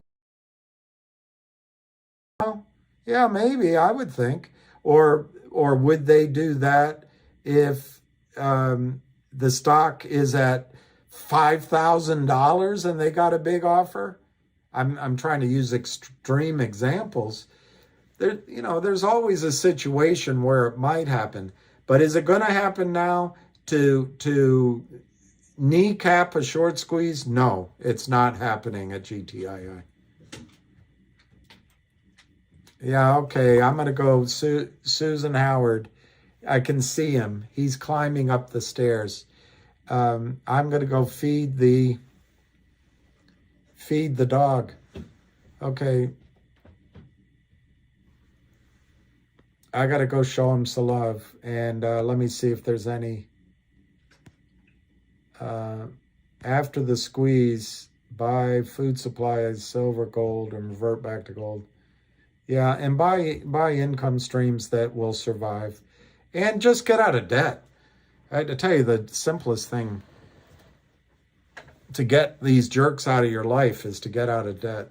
All right, thank you for all the kind words. Everything's, thank you, Faith Racer, Cindy Lou Who, Vet Bet. And remember, tomorrow, we'll do it live. We'll do it live. We'll do it live. What's this, 1,000? That's true. Fed and they want that, Chris. I think they're, as Gregory Manarino points out, I think they're just trying to buy it all. They're just printing script and they're buying everything. I'll give you an example. In DC, they're still buying everything. Real estate, they're buying everything. So thank you to everybody. I'm sorry I went on so long. But today's action was fantastic. I really expect, like Ace in the Hole said, that we're going to get a big day tomorrow, I think. I mean, don't be disappointed. You can get a pause for the cause anytime. But I think 350 is next, and I love the way Ace in the Hole settled it. We'll settle back around 310, 325, maybe by the end of the day tomorrow. I think that makes sense. So anyway, Cindy Lou Who. More to be revealed. Peace, love, and happiness. Aaron Averlund. I love it. Screw it. I'm about to do a video. Screw it. We'll do it live. Lion, you're free again. Do a video. All right, we'll talk later.